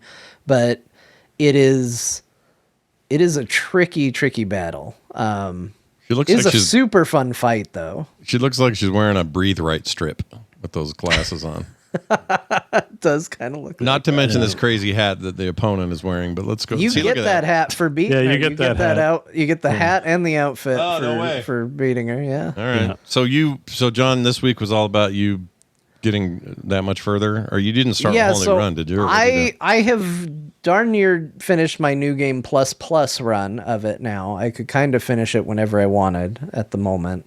But the big thing I was working on was getting 100% for the game for Steam achievements, because I was very, very close. I was missing technically 3, but really only 2, because the third one was get all the achievements. Yep. So really I was just missing 2. And I was missing 1, which was you have to activate every camp in the game. And the thing that sucked about that is there are apparently 89 camps in the game, and I had found 88 of them. Oh, Lord. Now, the nice thing is you don't have to get every camp in a single run, but you do have to then find whatever the one missing camp was. And there is nothing telling you which camp it is, where it is, or anything like that. And I looked up a list of like who else missed just one, like what are common ones that got missed. I had all the rare ones. Oh, wow. So I was like, great, there's just a common camp out there somewhere that I missed. And then I stumbled into it while I was doing something else. And it was kind of embarrassing because it was just sort of out in the world. And then the other one was there is a mode that you eventually unlock. I don't really think this is a spoiler, but just skip 2 seconds if you think it is, called Tacky Mode, which is a like a super powered up version of yourself that you can become. And you have to kill, I think it's like 50 enemies in that mode or something like that. And I constantly forgot about this mode. I play this game apparently like a Super Saiyan. Like I play Stellar Blade like Goku. I go into every fight and I'm like, okay, I'm gonna just win with parries and counters and combos. Oh, you're a strong opponent. I'll use beta abilities. Oh, you're an even stronger opponent. I'll use alpha abilities. And then it's like, oh, this is a crazy powerful opponent. I better go into tacky mode for this one. And like, that's kind of how I played the game. So I had killed basically nothing with that mode and had to go through and just fight a bunch of. And it's one of those things where you do damage and take damage to fill the meter, and you only have enough to like kill 2 or 3 enemies with it before the mode resets. It's overkill for most encounters, basically. Yeah. So you have to deliberately be like, I'm using, my giant Super Saiyan ability on like, stormtroopers, basically. Yeah. Yeah. So, but I got it. I was the last one I needed, and I got it. So I 100%ed the game. I do think I may be done for now. Maybe. I still really like it. Like, that's the crazy thing, is I've played through it now like 2 times, and I'm like, I could play through it a 3rd time and get those costumes I still don't have. Because the way it works is if you don't open, it's like I said, if you open a box on your first playthrough, then on New Game Plus, it'll be a different color variant of that costume in New Game Plus. If you don't open it, that same logic applies to your next playthrough, and there's 3. So if you miss something on playthrough 2, then even on playthrough 3, you're still only getting what you would have gotten on 2, and now you need to do a 4th playthrough. Which is kind of where I'm at now. What is this? Like, Resident Evil suddenly? This thing? You're going to beat it? Maybe I'll do a commentary to it, although, man, if you're playing that game any level of legitimately, it's long. There's a lot of talking in that game. Yeah. You still have those sections you can't skip, right? You were telling me about? Yeah, I mean, like, most of the time there is a skip button, but a lot of the dialogue, it's like 2-second delay, then you can skip ahead, then 2-second delay, then you can skip ahead, and they just talk as much as. But you can pause and skip some of them. I think. Pause and then skip. That's interesting. I think so. All right. Maybe I might be misremembering or confusing it with Yakuza, but I thought maybe you could. Maybe you can. That would be nice, and I will say, like, it's not that the game doesn't present its story in the best way, but I did go on a deep dive on like, what was the story about? What is the lore of Stellar Blade? And it's actually pretty interesting and pretty cool. The stuff that's there isn't bad. I just don't think it's presented well. I think they hung their hat a little too heavily on having a surprise at the end that was not necessarily that surprising, or maybe just it was surprising but not interesting. It's not even, it's not like, even if it was surprising, it was also not a great payoff. I was like, so it's like Bo said, the ending is kind of like, it's how do you feel it's about thankfully this? not the juice. You're not going like, wow, this wonderful narrative that like got hit the culvert, it crashed the car in the last third act or whatever. Yeah. You're like, the car was wobbly the whole time. Yeah. So whatever. Yeah. But it's like the music, the sound, the fighting, like I'm just like, that's kind of the juice. And like the setting is pretty good. Like all things considered, I happily take Cyberpunk Battle Angel, anime style video game, like well done. Like it feels like it on the whole of its parts, it's well done. So I'm like, hopefully the next one, maybe they can. I think some of it's localization. I don't speak Korean, but I played one playthrough in Korean, and I liked it a lot better. The voice really? acting Maybe that's the voice acting, like I couldn't tell you if it sounded like, as a native speaker, I couldn't tell you, but it sounded like the voice acting was just a little less. Like even though the voice actors do a good job, the dialogue's just really awkward and kind of whatever. But for whatever reason, it sounded like when you just read it, subtitles, it's like, oh, everything seems fine. Like I'm not.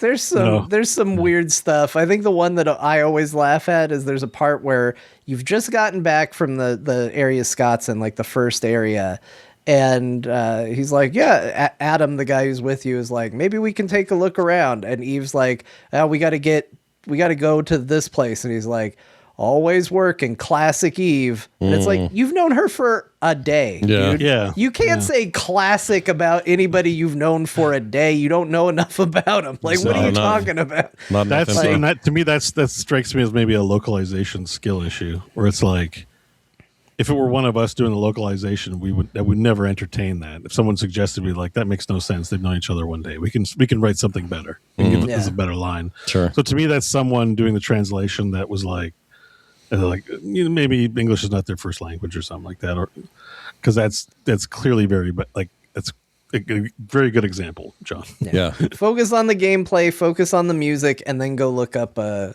lore video after the fact if you're interested. I'm glad you remembered that, because that is one that really bugs me too. What do you mean classic? Oh, classic Eve. Always working, always busy. And then Lily says the same thing later. She just says it too. And I was like, you guys don't know her. Yeah. This is too familiar. met. Yeah. Have some more character development, dipshits.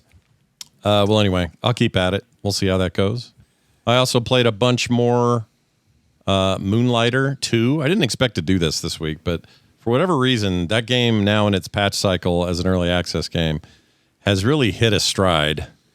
And I think I was already a big Moonlighter fan. Me and Kyle kind of on record as being Moonlighter 1 guys.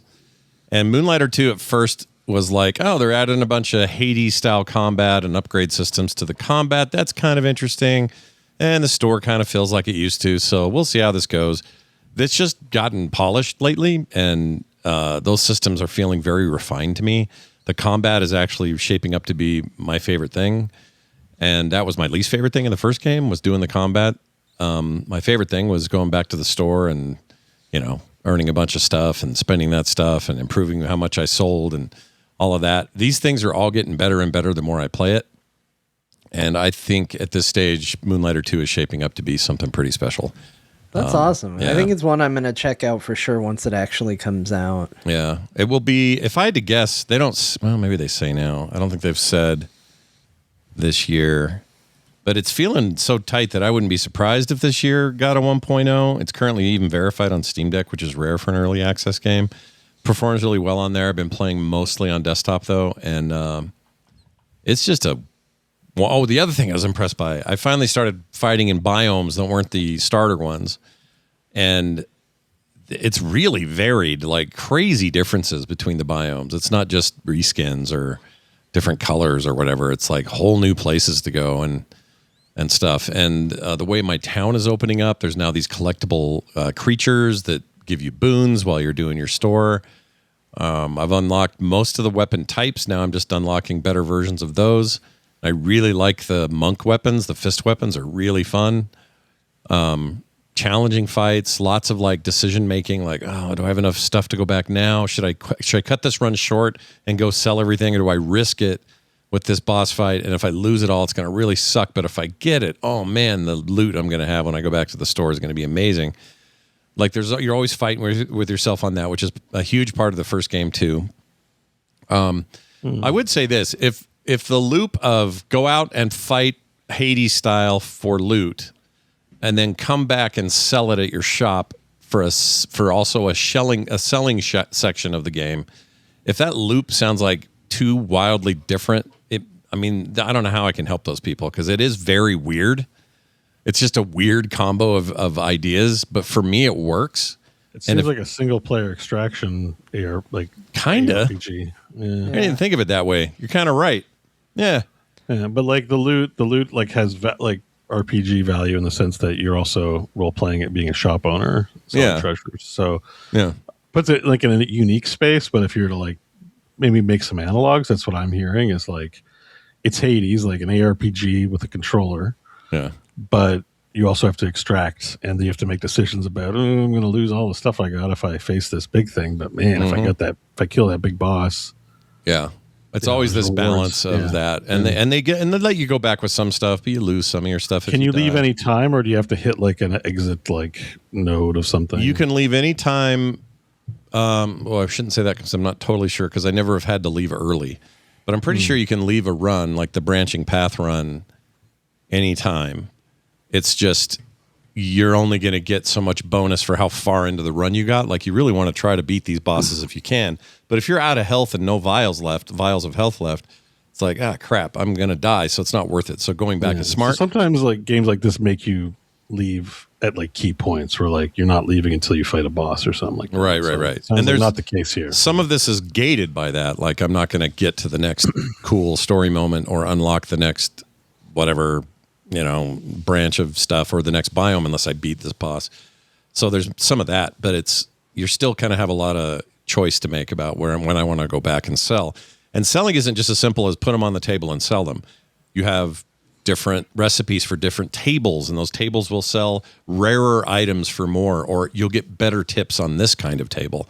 So you're always like balancing that as well. You also don't know what any items cost until you experiment with them. So you get back to your place and go, all right, with these arrowhead things I found, they don't look like much, but man, they're going for like, at least 80. Maybe I'll try 100. And then you find out 100's too high and no one's buying them. So you go and adjust the price, and you go too low, and now they're super stoked how cheap they are. And you're like, damn it, I got to find the sweet spot, but I have to wait till next time. Like, there's a lot of sort of learn and then fix. It's part of the gameplay to do that. And, I really like it. It just scratches a very particular itch for me. It's a little chore core, a little action, kind of the right amount of both for me. And the little dude looks like the guy from what was the game the Big Giant Games made? The first one, Bastion. He looks like a little Bastion man sometimes. He does look like him a little bit. Little Bastion-y. I mean, his original character design looked like this too, but it was 2D. The game, that's the other thing. The game's full 3D now, and it used to not be. But as you can see, expand your shop to be honking huge. They're just making something cool here. So, and they seem very committed to like. Is it early access still? It is still, yeah. Okay, I think like I said, I think this might be the year just because it feels so polished to me. But I might be wrong on that. It might be. It looks very pretty, actually. Yeah, yeah. It's a good looking game. Plays really well. Steam Deck native support's very nice. So. I would check it out if you have not before. It is Moonlighter 2, and it's currently 20% off for the summer sale. So good time to grab it. What else? I played Titanium Court thanks to Canrock.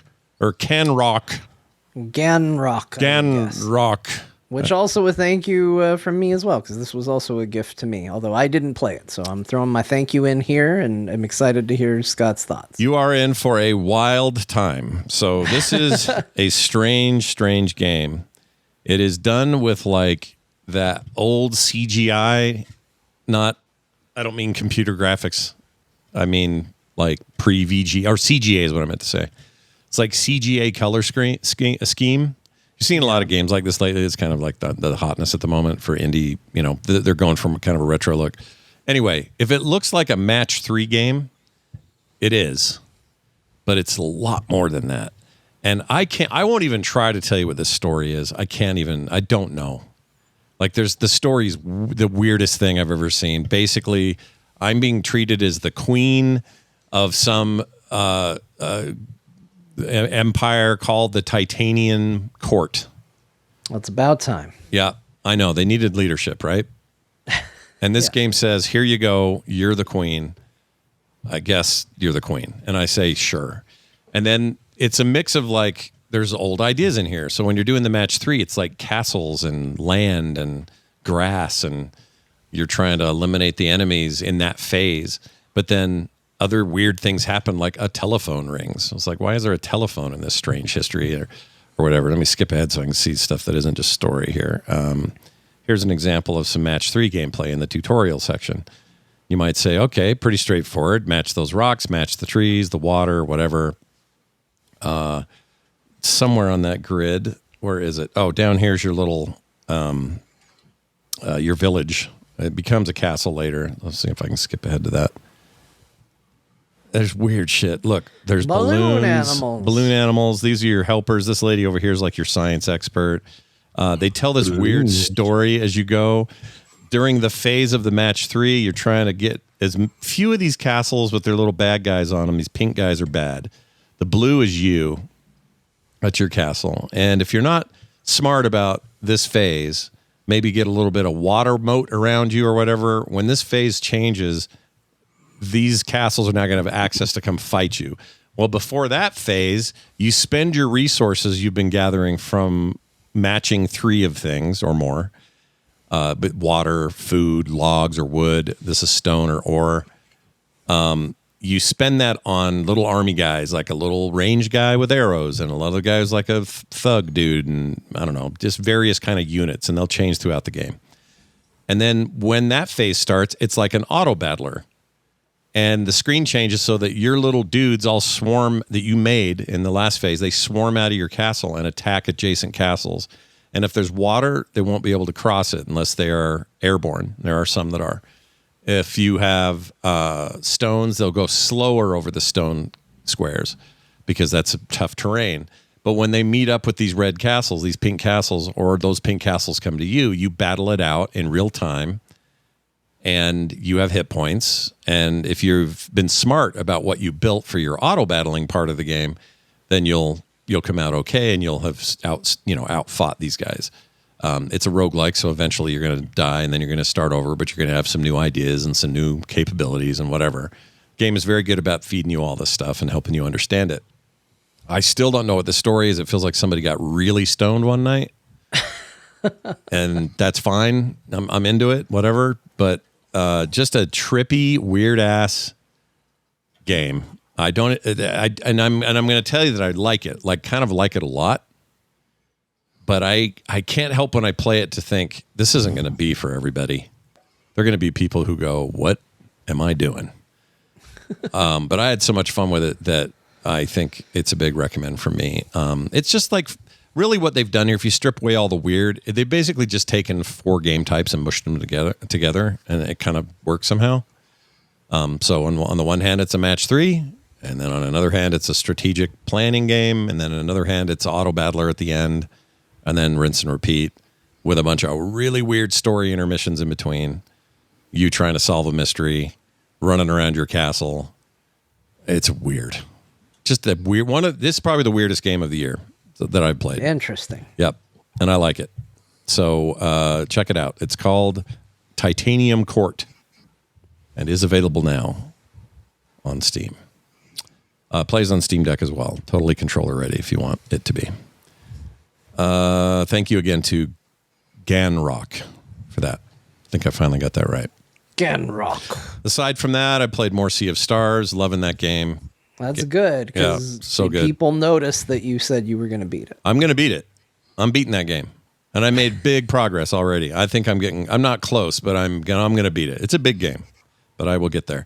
Loving that. Also played some more Final Fantasy VII Remake. Not a lot to add here that we haven't already talked about with that game. It's great. I'm excited to push through those games. It's been a little slow with everything going on, but I'll get there.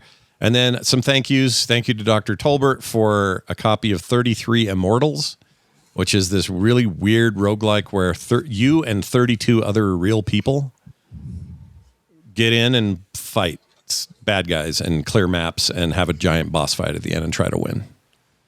It's the weirdest thing. I've only been able to play like a single little 5-minute session, so I cannot speak to it very much.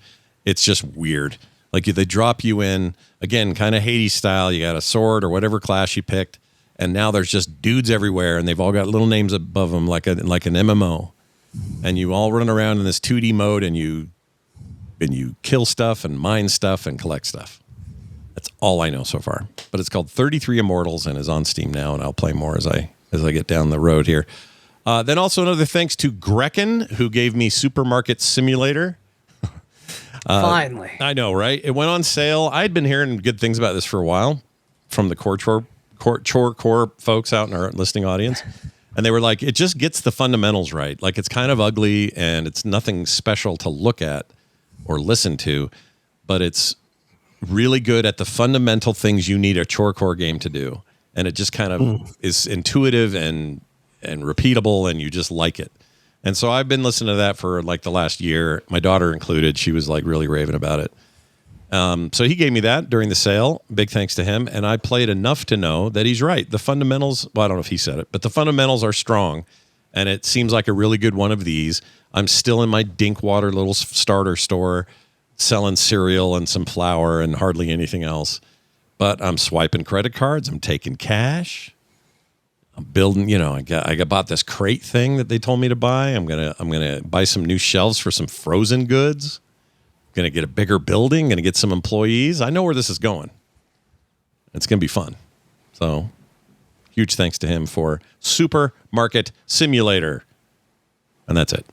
That's all I played. Speaking of Supermarket, did you see there's a game called Supermarket Chaos? No. Oh, it looked like the books one. Yeah, it looks like the books one. It isn't being reviewed as positively, so maybe check out reviews if you're interested.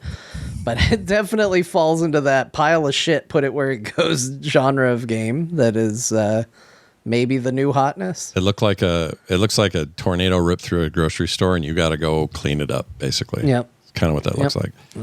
It did jump out at me, and I wonder if this is any good. But how are they going to do stuff like, the magic is a big part of the other game. Yeah. Where you can suddenly just rip a bunch of books up and throw them into the shelves at once and stuff. And I don't know if that applies here. Maybe that's why it's more tepid response from people, but I'm curious about it. We'll see. John, what'd you get up to? You played some games. I did. So I mentioned last week that Dr. Tolbert had gifted me The Adventures of Elliot, the Millennium Tales, and I have spent a decent chunk of time with that game, and it's good. I like it.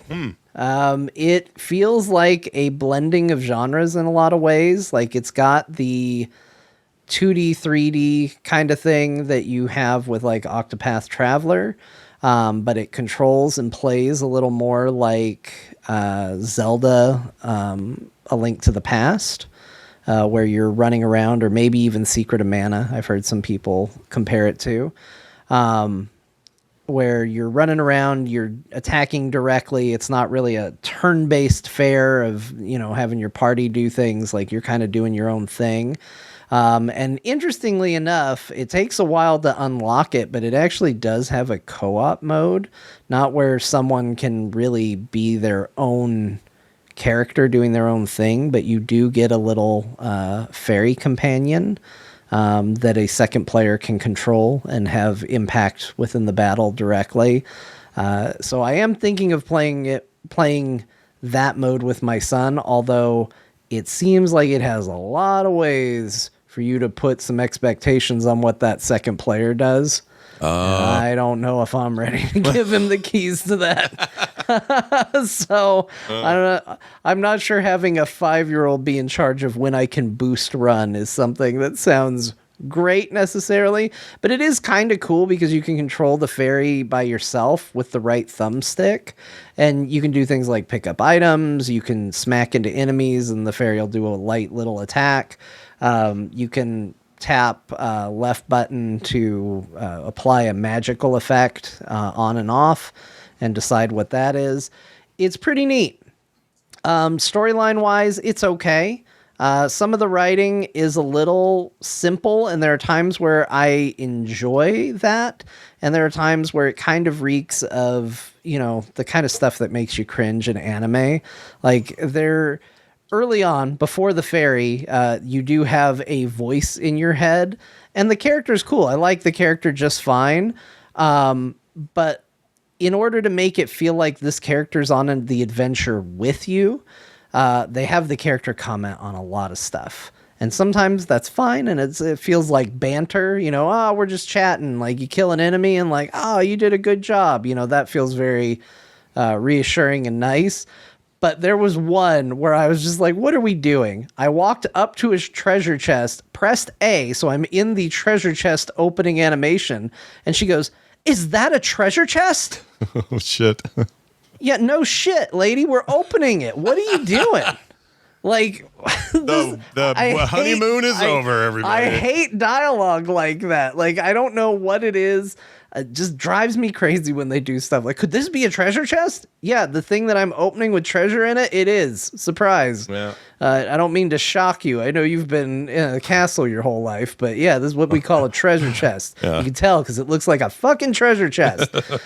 And there's a lot of stuff like that. Like every time you walk near a cactus, except this was the other one that pissed me off. So the game does a thing. By the way, real quick, before I complain, I like this game a lot. Yeah. Okay. Now that I've said that. Now that you've said that, I like this game a lot. Yeah. Here's what pissed me off. So they do a thing where as you're fighting enemies, you upgrade this like combo collection meter. I think it basically means enemies are more likely to drop items. And the more times you defeat enemies without taking damage, the higher that meter goes up from 1 star to 2 star to 3 star. If there's a level beyond that, I haven't hit it. So you try to keep the combo up. You try not to get hit. That's a goal and an objective that seems like a worthy goal. Yeah. And I got to 3 stars and I was feeling pretty good about myself. I was like, yeah, I hit the 3-star limit. And I transitioned into this desert area and I was walking and I brushed lightly against what looked like just a cactus sprite and took damage and lost my combo meter. Boo. And I was like, that's stupid. I didn't even know that you could walk into that. This is dumb. And whatever, that's fine. But the part that bugs me is every time, without fail, since that moment that I go into a desert, my companion, whether it's the fairy or the princess, goes, hey, you need to watch out for those cactus. If you touch them, you'll get hurt. Oh, great. No shit. Where were you the first time I walked into this stupid thing? Now you won't stop telling me. Yeah. But I learned the hard way, and now they tell me every single time. That's a little annoying.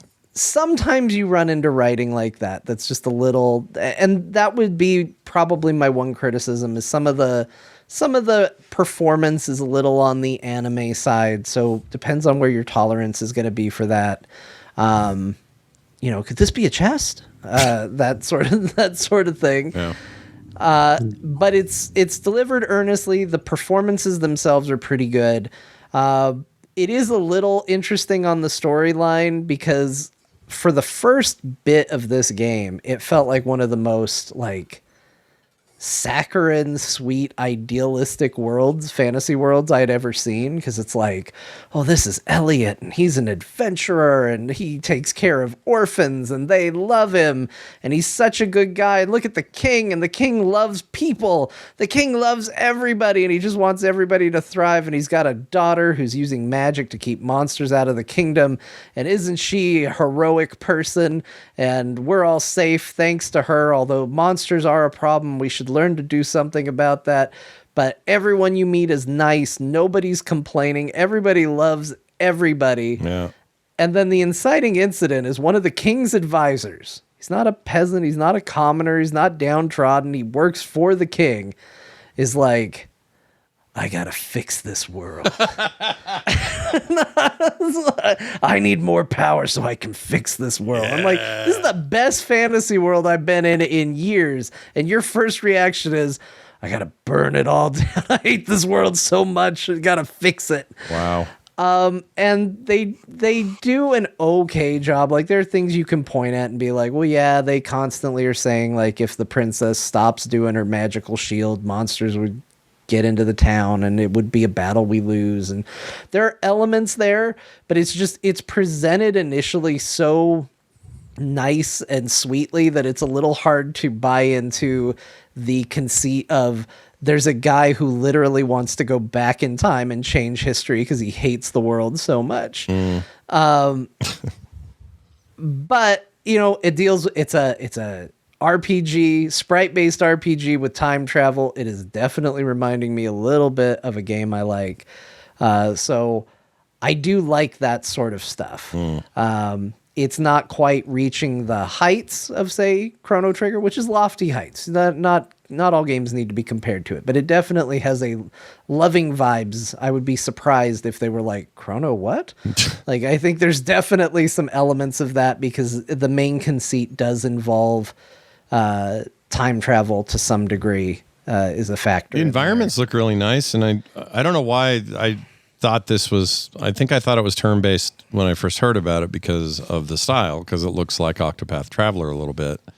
And I thought, well, they're just doing one of those. But the idea of being real-time combat in these environments is kind of cool. Yeah, it's neat. They give you lots of varieties of weapons. So there's lots of different ways that you can engage with stuff. Overall, I'm really, really digging it. It's been just enough to keep me coming back to it pretty consistently. I don't know that there's anything it does that is like exceptional beyond the pale. Like, oh my gosh, this is the best in class in this, but everything it does at such a degree that I'm just like, yeah, this is a really good time. This is a really solid entry.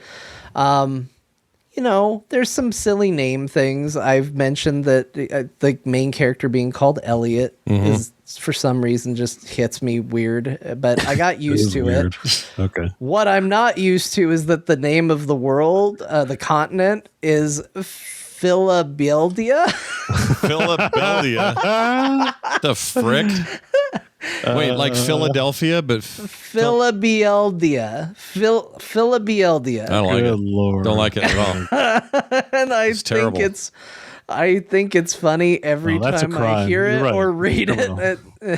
So Philadelphia. It's really lame. But all right. There's a lot of lame towns in these games. I get it. There's also a guy, wow, what's his name? You have a friend whose name is like, I can't remember it, but it's like Byron, but they call him like Byron or something like that. And it's like, what is this? That's great. It's, it's got a lot of the AA Rons of naming conventions here in Philadelphia. I love it and hate it at the same time. Yeah, I kind of like that it's in there, but I don't want to say it, Well, nice. Having a good time in there. One of us finally played Meccha Chameleon, and it was John. How was it? Surprise, it was me. Yeah. It was good. Meme game. Woo!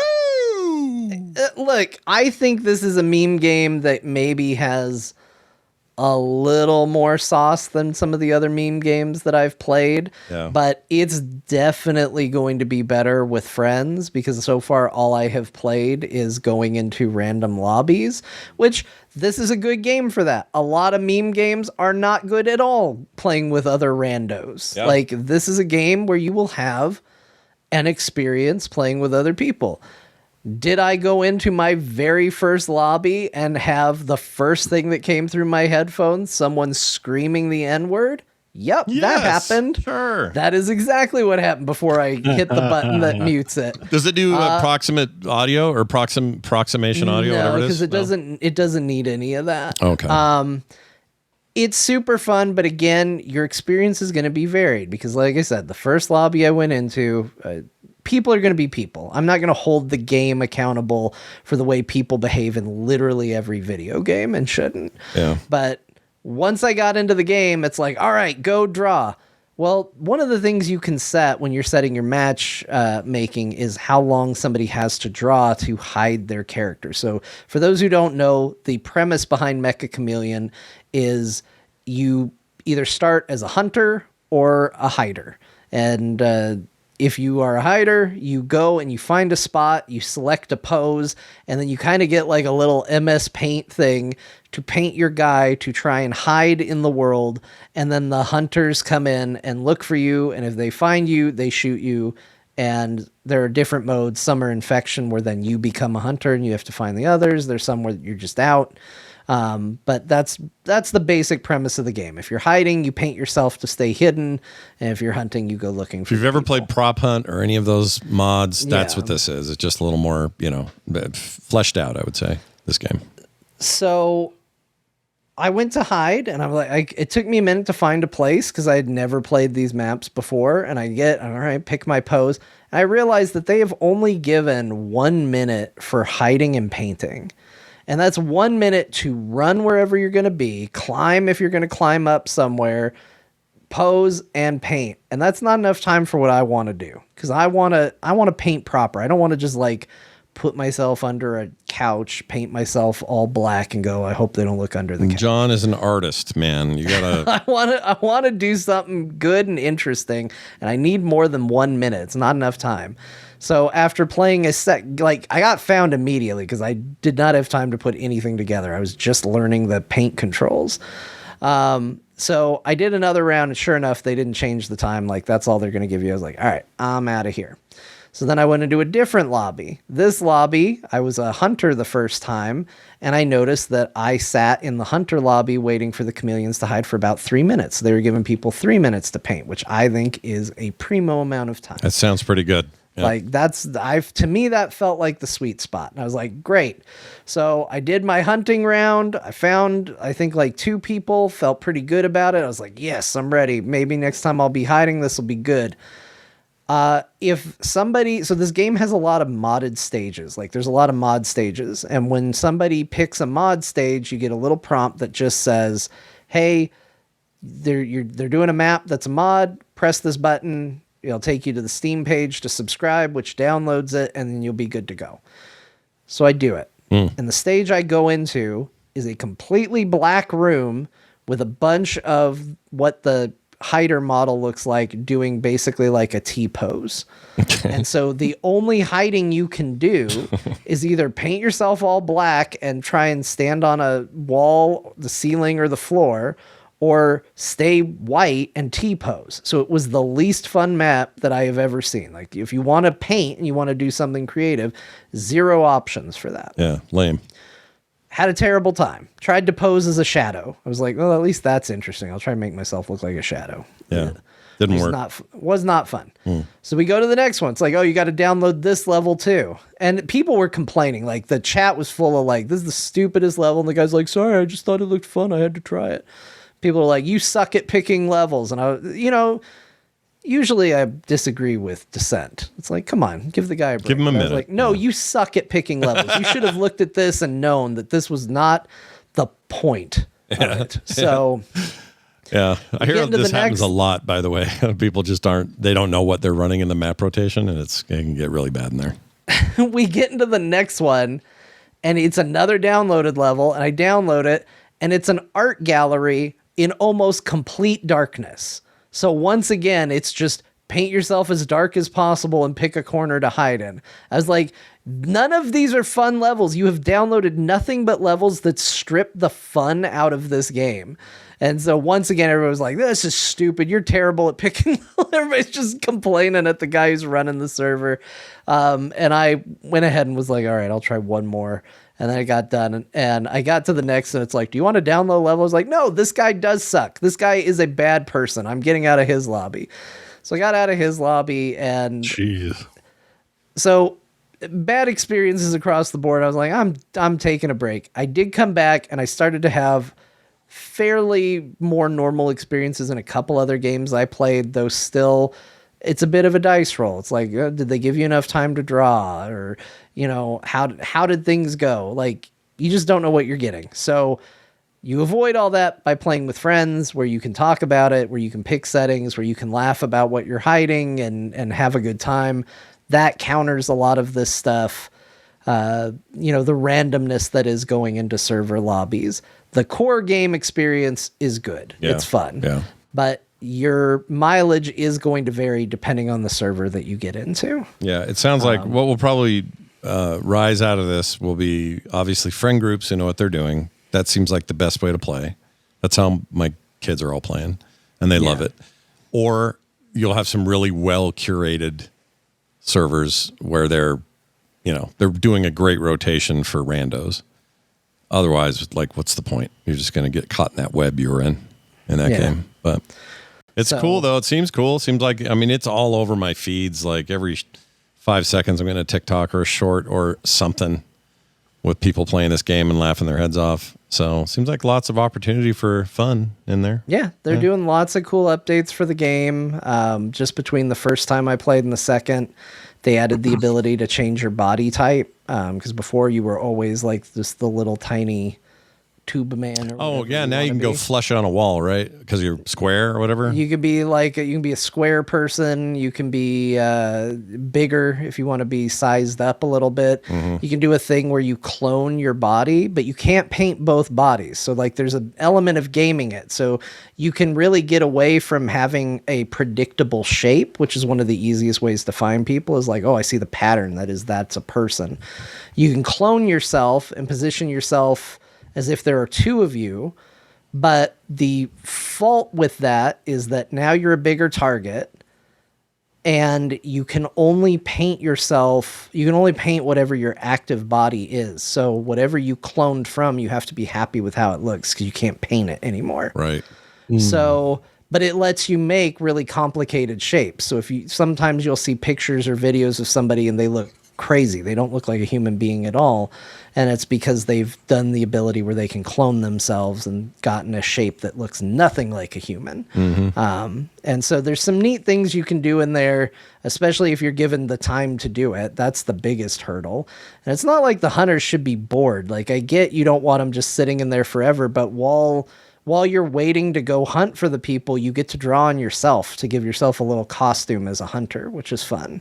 And I think, just give the hiders a chance to hide, man. Yeah. Give them that 3-minute timer, man. I don't think that's at least 3 minutes. Yeah. Honestly, I think it should be more, but that's just because I want to sit around and goof for a long period of time. Yeah. And have something really cool. Yeah. I've seen some crazy stuff. People get really creative, and I think that's why this game is ringing such a bell with people. Is it's not just, haha, I found you. That's a old game type, but that you can get. Some people can get so elaborate with their design and fool everybody. Have them staring right at them and not seeing them. Yeah, you get points for that too. And I've heard artists are bringing out their tablets, their drawing tablets for this game, and I think that's really funny too.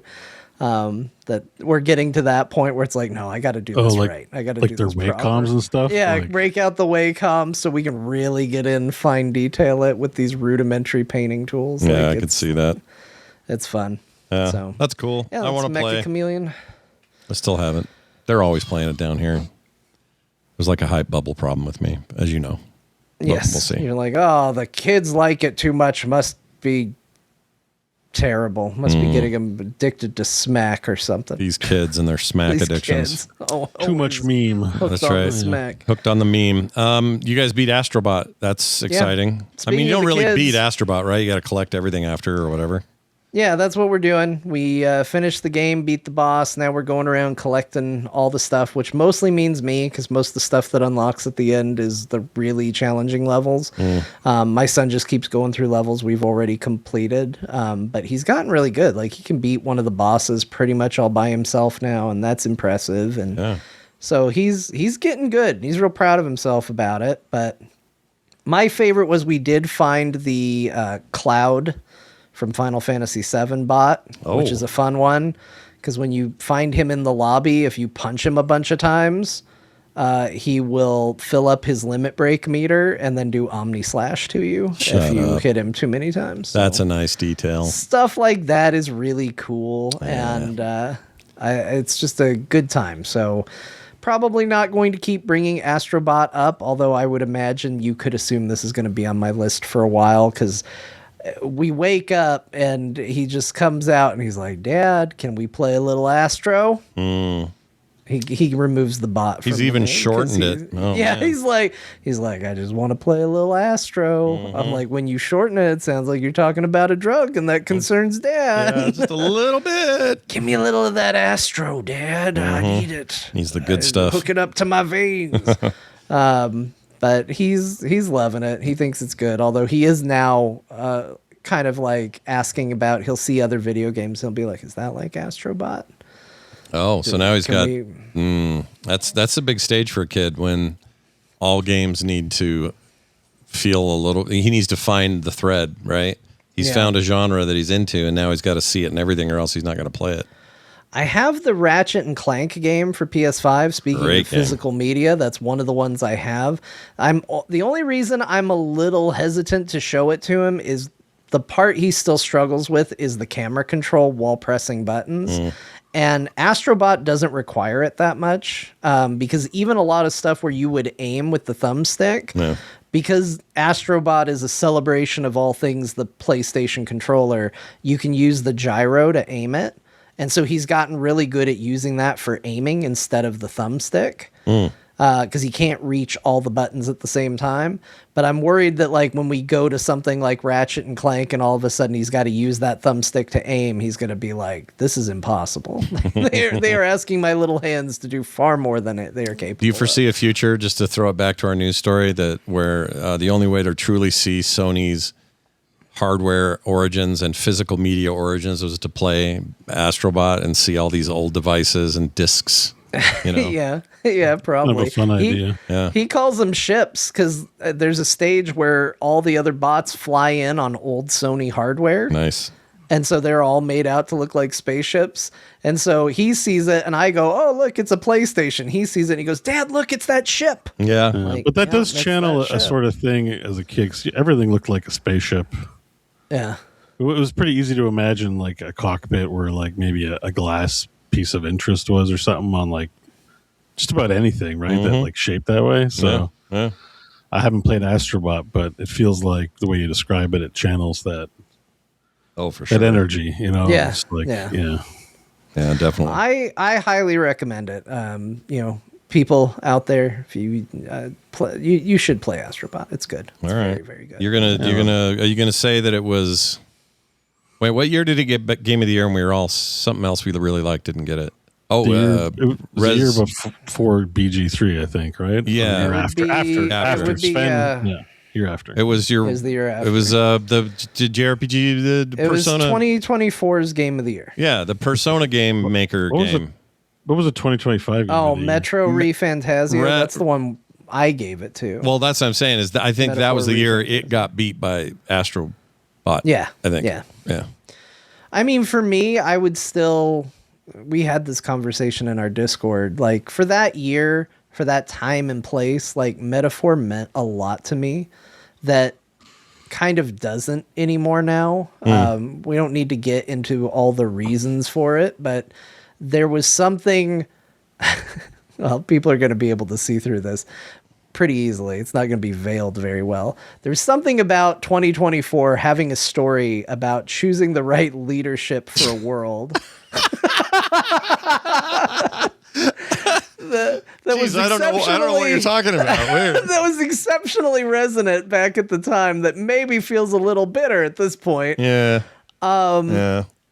A hopeful nature as to the idea that the powers of this society will come to the benefit of the people. I'm talking about a video game. Of course, just a before you video get game. Hot in the comments. Yeah.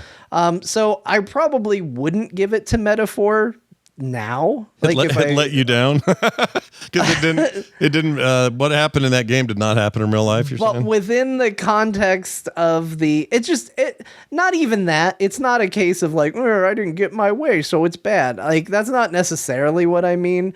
What I mean more is like that story was prescient at that time. It felt connected to the real world. It felt branched out where it was like, I can draw parallels. If I do that right now, there's not parallels to draw. It's over and done with, Yeah. Like, so 2026 John wouldn't give it to that, but back when I was picking it, I wouldn't pick anything else. Yeah. Now Astro Bot would probably be pretty high up there. Like I get why it was the one thing that won, and it would certainly be on my list. But if we're going by that, Stellar Blade also would have been in that conversation at the time. Oh, that's true. Yeah. I keep forgetting that's the year Stellar Blade was 2024, right? Yeah, but that was when it was PlayStation only. That's right. I think we recognized it last year when it came out on PC and we played it. Yeah, I agree. Okay, that was awesome. Oh, hey guys, guess what? You wanted at least one of us to get into that EverQuest Legends open beta and then come back with just gobs of information about how it brings back your old memories and just, hey, the OG MMO still in our hearts and minds. John was successfully able to do this. No. How did it go? No. Oh, shit. I was not able to do that. That's a shame. I put this in here because I've had multiple people go like, hey, are you playing EverQuest Legends? The open beta's up. And it is. It's one of those things. If you buy the game, you get invited into the open beta right now. And, well, that's where the wrinkle hit. For whatever reason, I was cursed. I don't think it was a website thing. I don't think. I could not buy the game. Oh, weird. Yeah. There's pre-order now on the website. I could get to the payment thing. So there's a more complicated version of this. I'll try and go through it super quick. I went to buy it. It didn't go through the first time. That one seemed like a website issue. Then I tried to buy it with I assumed it might be the card. So I switched to a different card. Fun other story I haven't told here. I had fraud on my card post Nerdtacular. Oh. I don't think it was necessarily related to Nerdtacular, but I had to close down one of my cards due to some fraudulent charges that popped up on it. I forgot that I was waiting for a new card, and I tried to use the card that I closed down. Oh. So then that declined, and I was like, well, that isn't going to work. Then I went back to try and pay a different way, and it was just like, nope, your bank rejected it. I'm like, I got money, I got means, I got everything I need. Bank rejected it, wouldn't let it go through at all. I am seeing chat say that it was on them, so maybe it isn't my problem. I thought that my bank was, I thought my bank had maybe flagged it when I tried to use the locked card, thinking it was more fraud, and then just was blocking the purchaser, and that was the issue. So I tried to call my bank. But I'm trying to take care of a kid and talk to the bank at the same time, and that's not working super well. So I did the thing where I was like, hey, give me a call back and we can figure this out. So I get the call back, and the new iPhone does that thing where they screen and they're like, hey, can you say your name and the reason you're calling? Oh, right. They hung up. Oh, shit. So then I couldn't get a call back, and I was so frustrated about the whole thing. I was like, you know what? I didn't want to play stupid EverQuest. So I tried, and it didn't work. But judging by the Discord, it sounds like a lot of people had a hard time logging in. Sounds like we're doing the full MMO experience, server woes and all of that. And I saw some people saying that they were getting timed out for idleness in the queue to join the game, which is really funny. So, maybe it's a blessing. Maybe my payment frustration ultimately avoided just server frustrations, but I will play it eventually. To everybody that's sending me messages, I do plan to try it. Because you're our guy here for this. You're going to be the one. Sure. Yeah. I mean, I'm the one who played it. Yeah, you're the one that played it and also has really fond feelings for it. I mean, I look at it now and it looks like screen vomit, and I don't want to go near it. But I don't have the love people But it looks have. so good, though, Scott. Oh, does Have it you considered look the good? fact that it looks awesome? Terrible? You mean? Oh, I'm sorry. Do you mean the 3 total polygons that exist in the game and the one texture? Because back in the day, we knew what to do with 3 polygons. Now we got so many polygons, we waste them. I mean, I actually can't argue with that. That's true. I think I called them polygons. I sounded like the oldest person. Polygons. Yeah, them polygons. You kids have too many polygons. You don't even know what to do with them. Do you even play your Vidya games? So, yeah, I'll report back whenever I eventually am able to buy the game and All play right. it. I can't wait to hear. All right. And then I already gave a shout out to Ganrock for Titanium Court, but I also want to give a shout out to Mr. Panda, who gifted Road to Empress 1. Road Road to Empress I. Oh, this is that This looks wait, actually what is this? Both of these games, I had 2 games gifted to me, and I always get so excited, like, oh, somebody gifted me a game, and I can't see the way the email cuts off. I can't see what was gifted, and I get so excited. In both cases, I was like, the hell is this? Every time I opened it, which is fine. I'm not going to be upset because I didn't know what the game was. But I was like, I had no idea what Titanium Court was.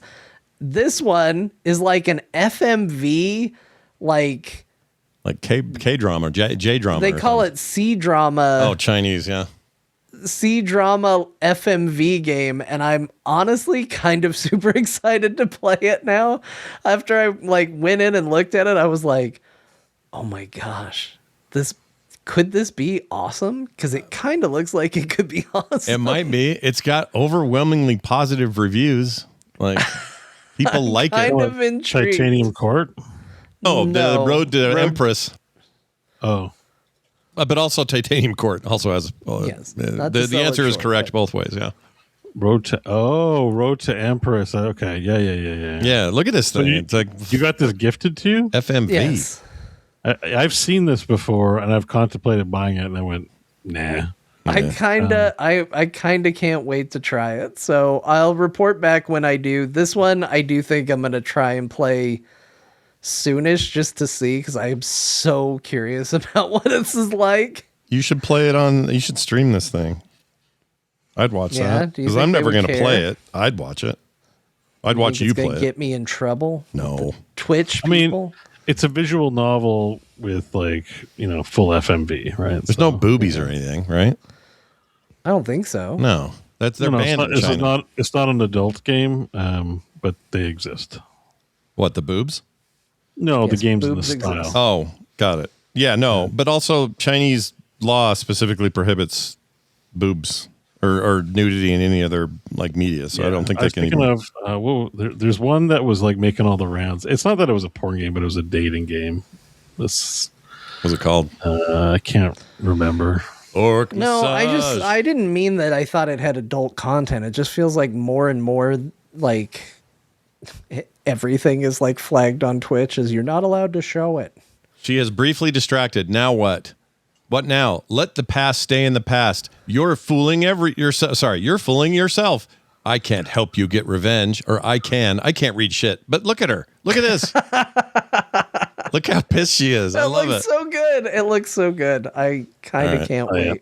Yeah, this is the game. I think I actually have this. You first have? one Did of you this get one. it? Oh, there's more. Not that one. The dating one. Here, I'll post the one I'm talking about. The first one I might have it. I think I bought one of these because I thought I'd stream it for fun, and then I never did it. So this is a series then. Yeah, I mean, in theory, Okay. Both There's a whole- put a that's the one whole- on it. there's a whole subgenre on Steam of this. Here, let me pull it up. Oh yeah, look at this.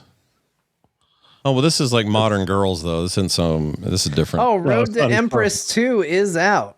Oh, So is the it? sequel does exist, yeah.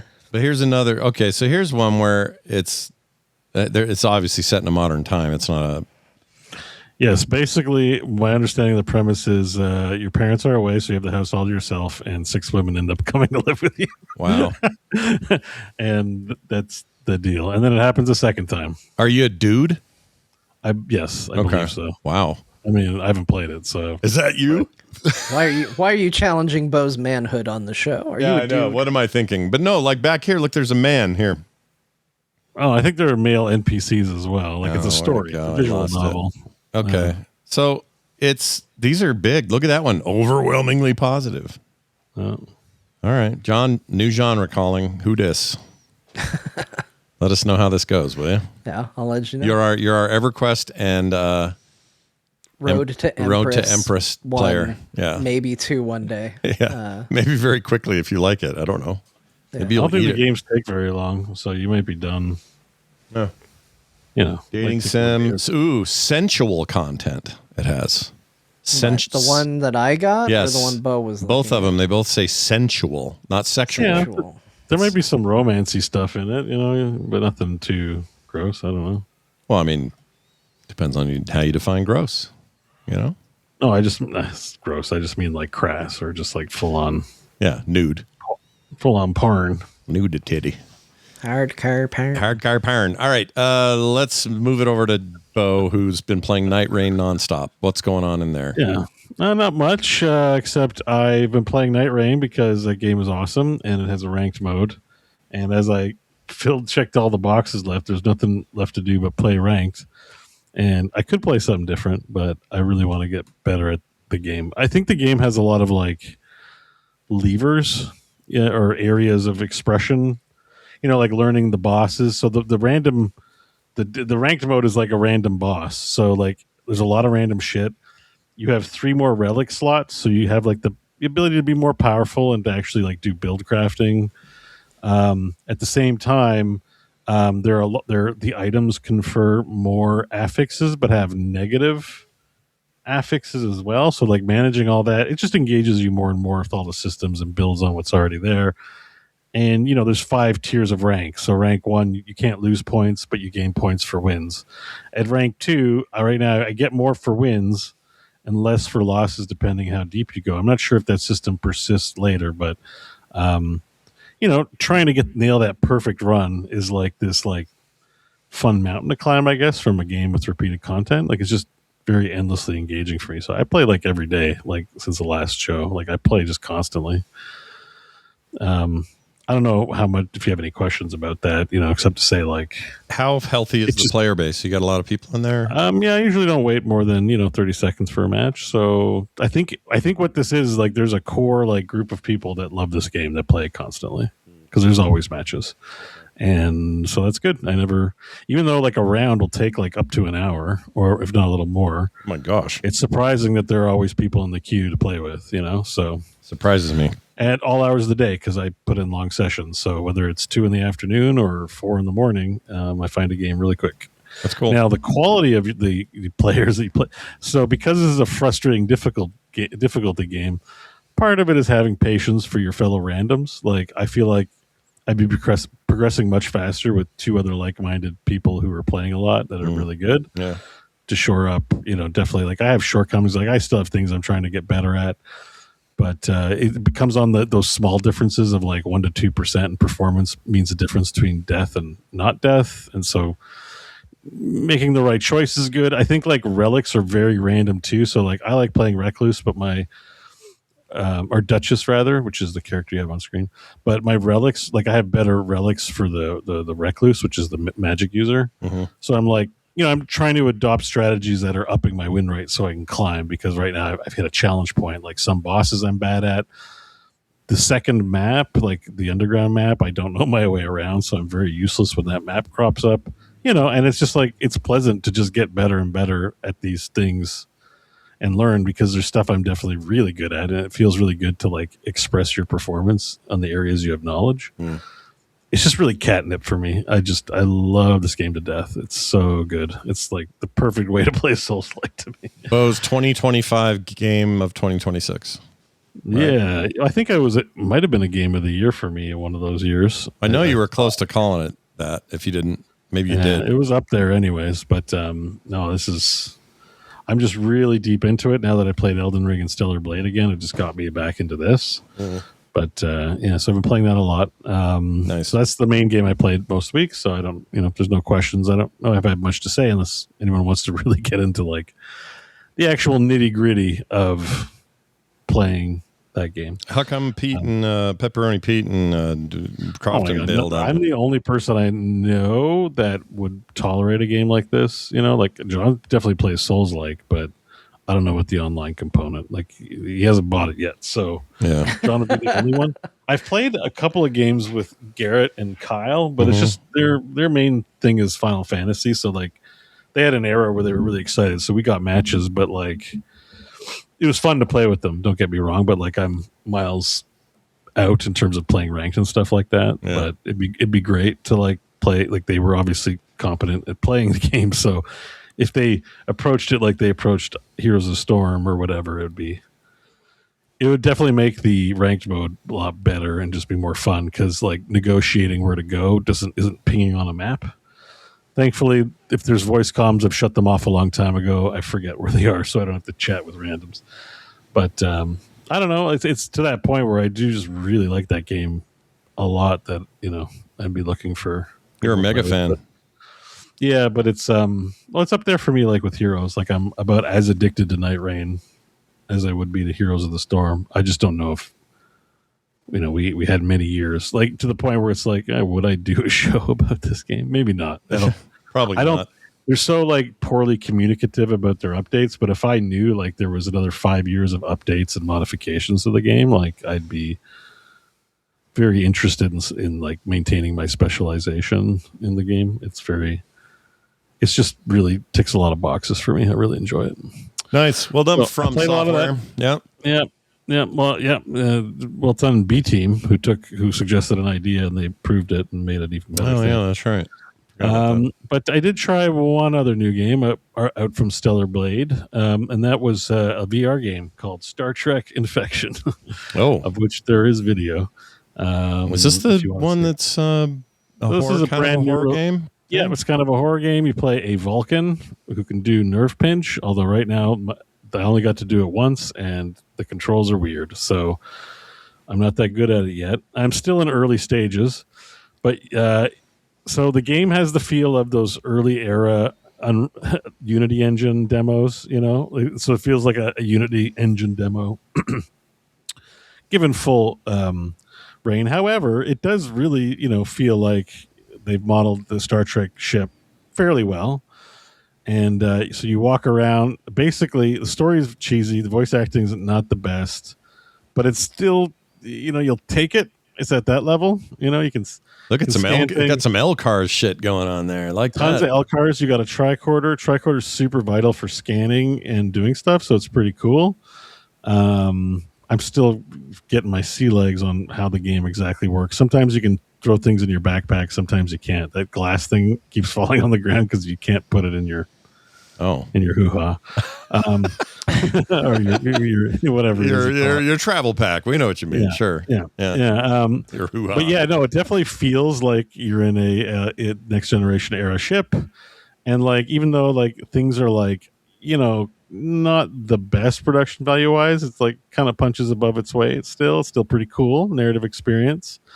And there's not a lot of music, so you just get the atmosphere of being on the ship with the things like that, which is kind of nice. Also, that it's haunted. It's haunted. Then that's the premise. Well, so it has a Star Trek premise. You're basically this guy who has some background, like not very specific background, but maybe you got a bit of a haunted past or whatever. But you're a Vulcan Starfleet officer, and you're hanging out on a ship on a starbase, and then you're about to be brought into the ship to help with something. I don't remember what. And then basically, it's to help interrogate a Cardassian prisoner. Oh, those guys. And the prisoner is all weird. And then all of a sudden, it's like the captain of the ship's like, yo, something's wrong with you, based on what the Cardassian said. And she gives you a hypo spray and you pass out or whatever. And when you wake up, the ship's like this. Like, see that guy's cut in half? Ew, it's pretty gnarly. Gnarly for Star Trek. Jeez. Yeah. And so what you got to do is, what you get explained to you is like, you're the cause of what happened. And you're like, really? How did I cause all this? And that's the mystery you're trying to solve. So it does feel Star Trek episode-y in that, like, there's a clear mystery and a catastrophic event, and you've got to figure out how to do it. Now, on the screen, you're showing one of the negatives is that, like, you can pick up these data pads, which is very cool, but they have scroll bars on them. So they put text on it and even an audio log, but it's really annoying having to try and hit the scroll bar, to scroll lower when it's not read out loud to read text. And I'm like, why did you do this to me? Yeah, that's a lot. Scroll bars are like 1998 technology that we still just have to use because, it's just the reality of web browsing. Why is it on my sci-fi data pad? Yeah. Please stop doing this. This is L cars, damn it. Yeah. You shouldn't have to scroll like this in L cars. No, that's some bull crap. I don't like it.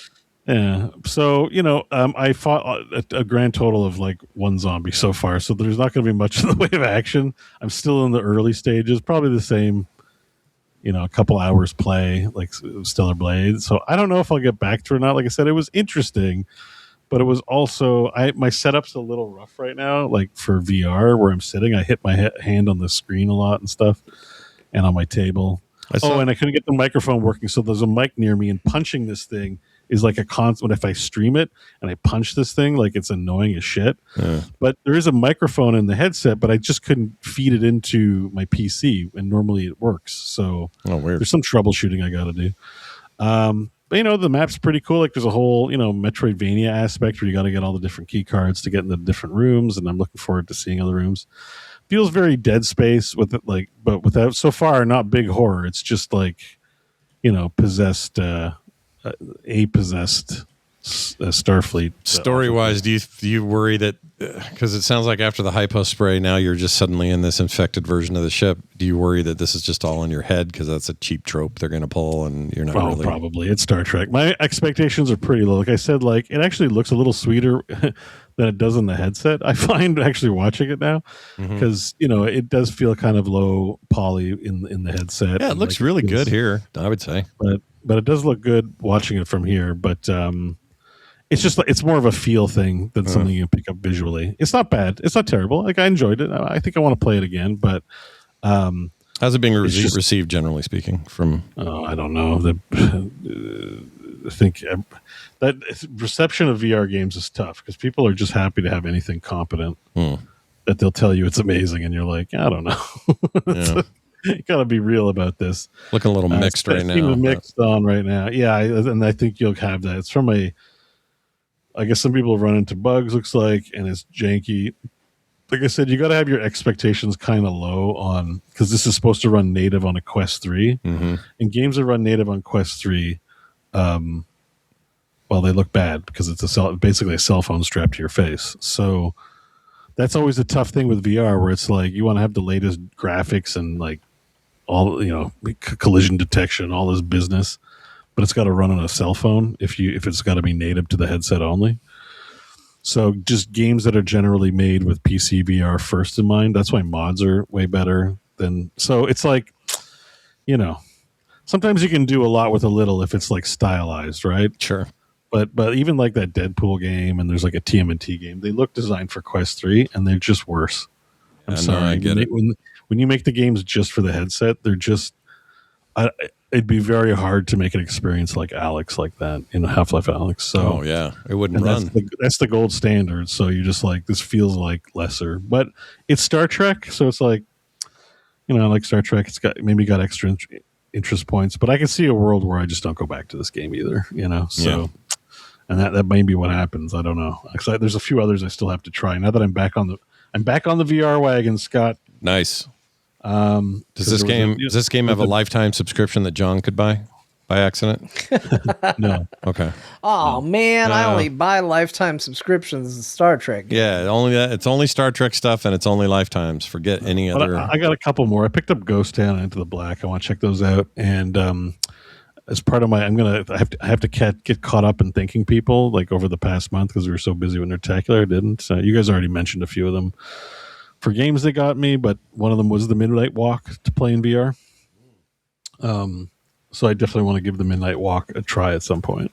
You need to. I like that game. It's cool. VR, I can only imagine the VR experience is even more immersive. I just thought that game was super cool. So yeah, it looks really weird and unhinged. So it is. It's like a Tim Burton meets like, I don't even know what to compare it to. It's a weird ass game. It's really good though. Yeah, it meets a Tool video. Yeah, kind of. It's like a Tool video. There aren't any bald, naked men in the corner with ash all over themselves, but it's close. Yeah, close. And let me get to the thank yous. So I did get some games. I haven't played them yet, but you generally want to thank them because you tried them, but it just hasn't happened for whatever reason. So I have a copy of Deep Rock Galactic Rogue Core. Oh shit! Let's go. Thanks to Shatterproof. I think Shatterproof got that for everybody. Okay. We need to I'm just going through my email. My system now is like to save my emails and like get to them. I also have Fate Keeper from Peepee Head. It's like Head or Peepee Head. I don't know. I'm gonna think it's Peepee Head. That's just how it's gonna be. I think so. I don't know what the DN in brackets is. I assume it's a clan though. So good job, Peepee Head. That's great. 33 Immortals. I got it from Ziggurat. I haven't tried it yet though, but you sounded like you enjoyed it. For the little I was in, it seems neat, but I got to try Midnight more. Walk from Devastation. Thank you. I got Titanium Court from Ganrock. I think that was all of us. And so there's a 3-hoster right there. Yep. And thank you for your application from Dr. Tolbert, which I don't. I assume that's a paper's like. It is the one. Yeah, I reviewed it last week. Right. Or the week before. It is very cool if you like the Papers, Please likes. And I do. But your mileage will vary if you don't like that. It's chore as hell. You know. Yeah. Thank you, everyone, for getting us those games and me those games. And thank you for patiently listening to my thank you so I can get back to Inbox Zero. Yeah, there you go. You did it. I'm impressed. Speaking of getting to Inbox Zero, let's do that a little bit ourselves. Here's this. That's a good question. We got an email from an anonymous listener. No, they're not anonymous. It's Rhino Kenny. His name's... Oh, no, different thing. Sorry, these are 2 messages. Back up. Boop, boop, boop. This is the anonymous listener who says this. In the latest episode, you guys referred to glebe sounding like a sex toy. How dare you blaspheme the church? Someone needs to remind him about missionary. Now, I don't understand this message at all. So I was hoping one of you might. It's not here really for feedback. It's here so you can understand why you received this message. Exactly. I thought maybe Bo and John will understand what the hell he's talking about. I remember us saying something about glebe, but I don't remember anything else. Is glebe or a word that sounds like glebe a sex position or related to sex? Are you looking this up? What's Yeah, I'm doing an AI prompt. I'm just narrating it for everybody. I like it.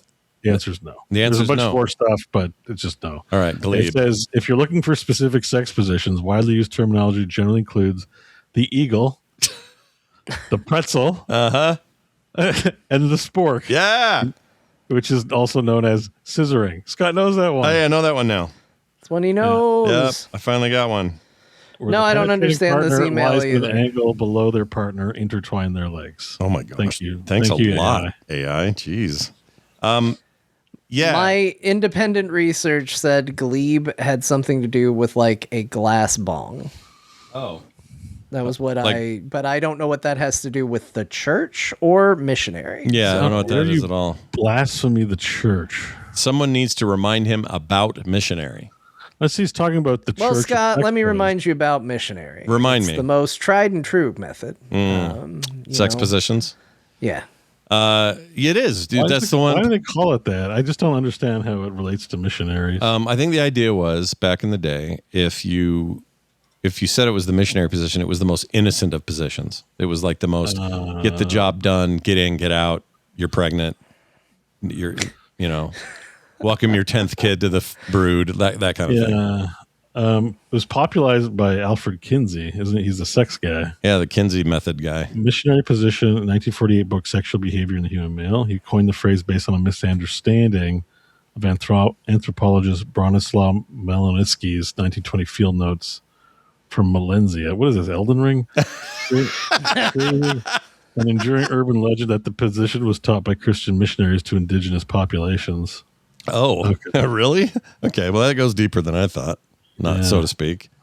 Here's the thing, though, about missionary.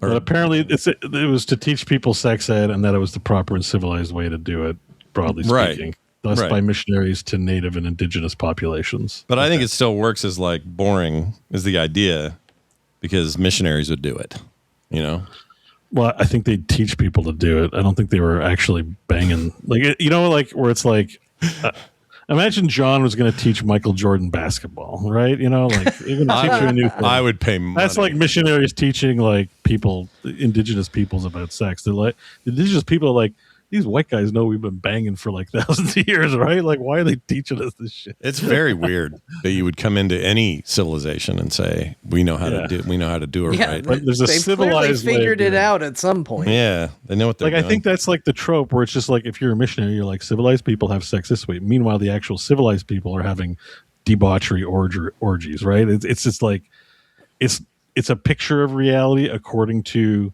a puritanical institution, but not actually what goes on behind closed doors in reality. Yeah, I think that's fair. So I wouldn't say like it's the innocent way to have it. I think it's the way noobs think sex work. I guess so it just, maybe the name just sticks or whatever as a colloquialism. But I think you're right.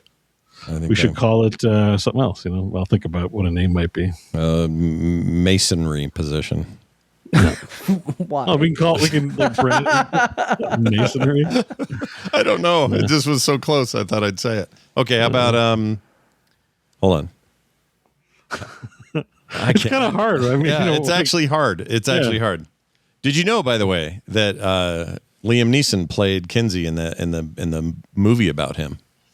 And wasn't it? Oh, I thought it was Colin Firth. No, it was definitely him. And he had relations, coitus, with the guy from. Oh, it was Liam Neeson. Yeah. Kinsey. And I can't remember the other actor's name, but you have to. Laura Linney? No. Who's actor, not actress? Peter Sarsgaard. Chris Peter O'Donnell. Sarsgaard. That guy. He shows his full on ding dong wiener in that. Nice. Yeah. And you sure it's his real ding dong or a prosthetic? Oh no, it was real. They do prosthetics. It was real. How do you know? Well, did you check it? Okay, you know what? I guess I don't know for sure. Did you touch it? But I'll bet it was. Like, guys, I banged Peter Sarsgaard once in my past. I know from That's how I know. I've seen that wiener before.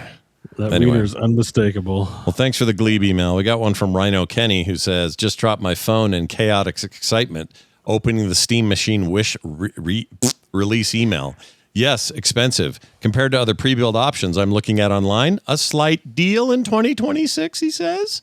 Getting one regardless, it's just too stupidly cool of a form factor and OS. Well, there's a fair number of people. I think this thing's going to be wildly successful for Steam.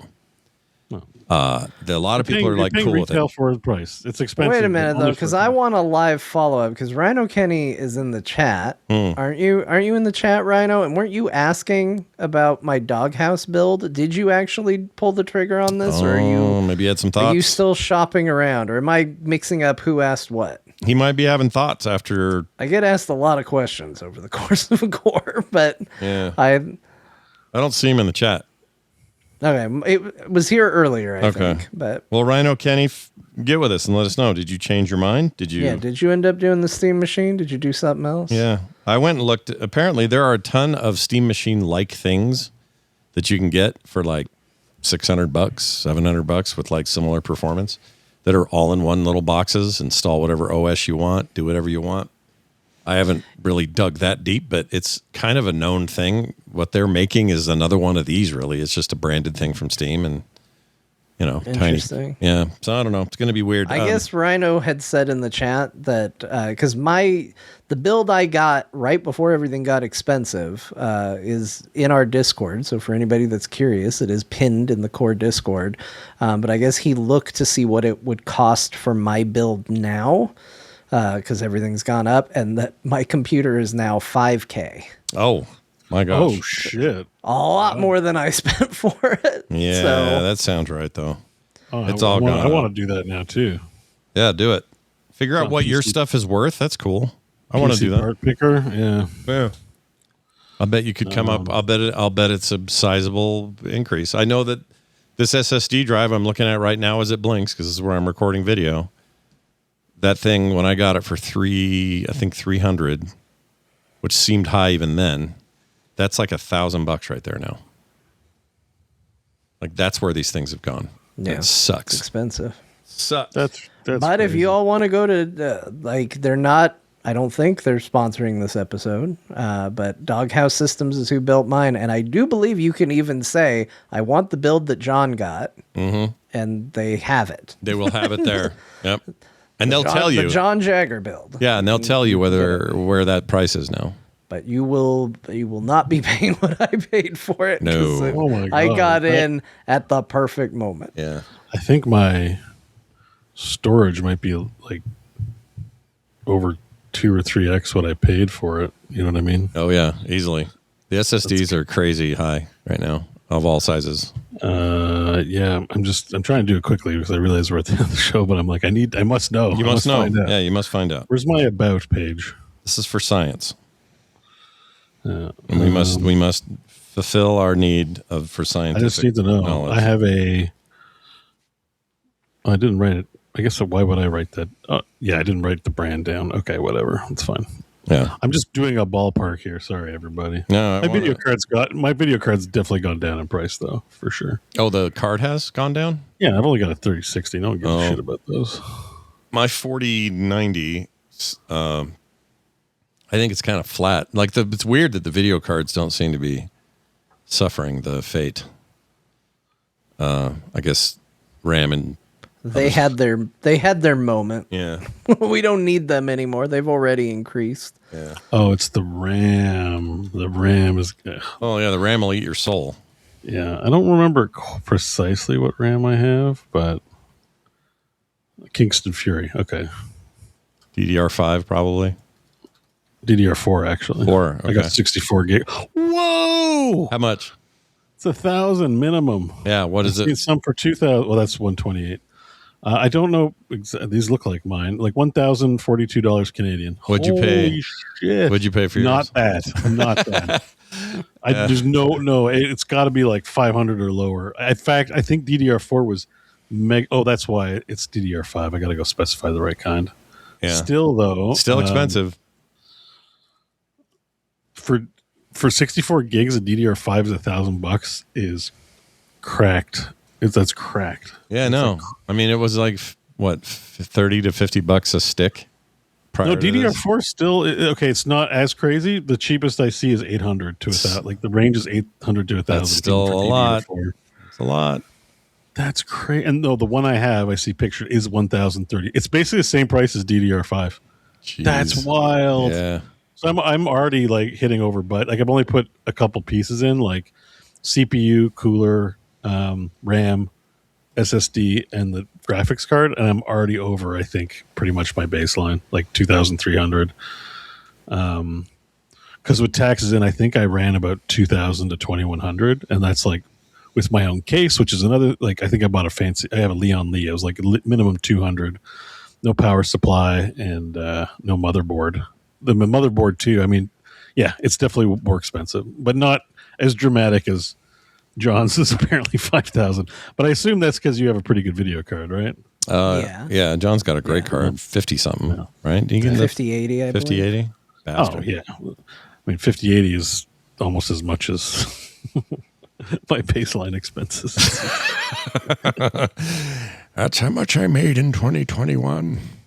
Indeed. All right. Well, there you have it then. Thanks, guys, for having us, reminding us of how stupid prices are. And keep those messages coming. 10hams.com for your voices and text line things.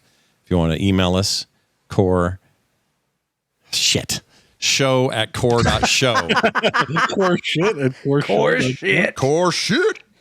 Core at I did it again. Show at core.show. Shit at core.show. We're back, everybody. Oh We're back. Gosh, dude. It's like it never left. Show at core.show. Keep those coming. We love to hear from you. It's important now, though, that we send a letter home and remind the good wife and family while we're away at war what we played today. Please, Mr. Dear Martha, read your letter.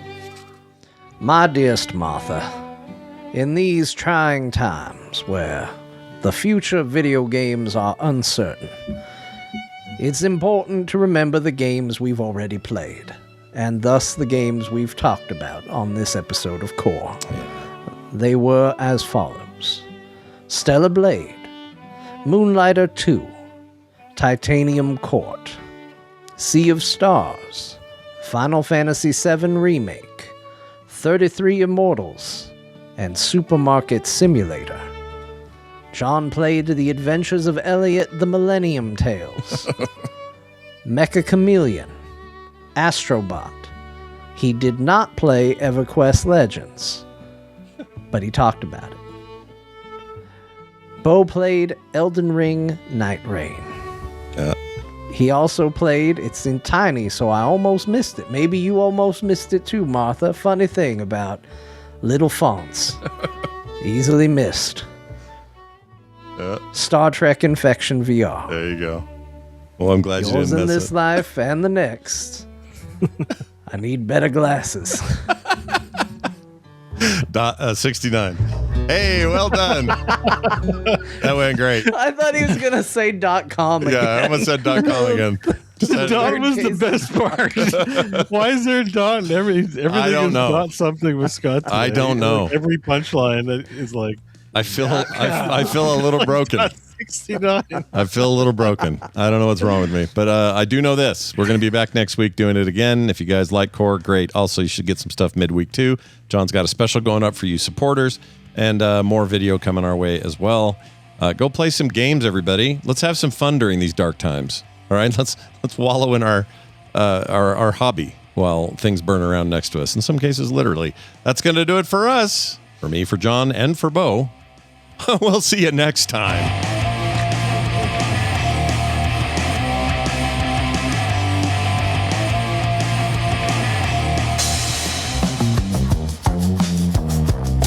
This has been a Frog Pants production. Find all our shows at frogpants.com.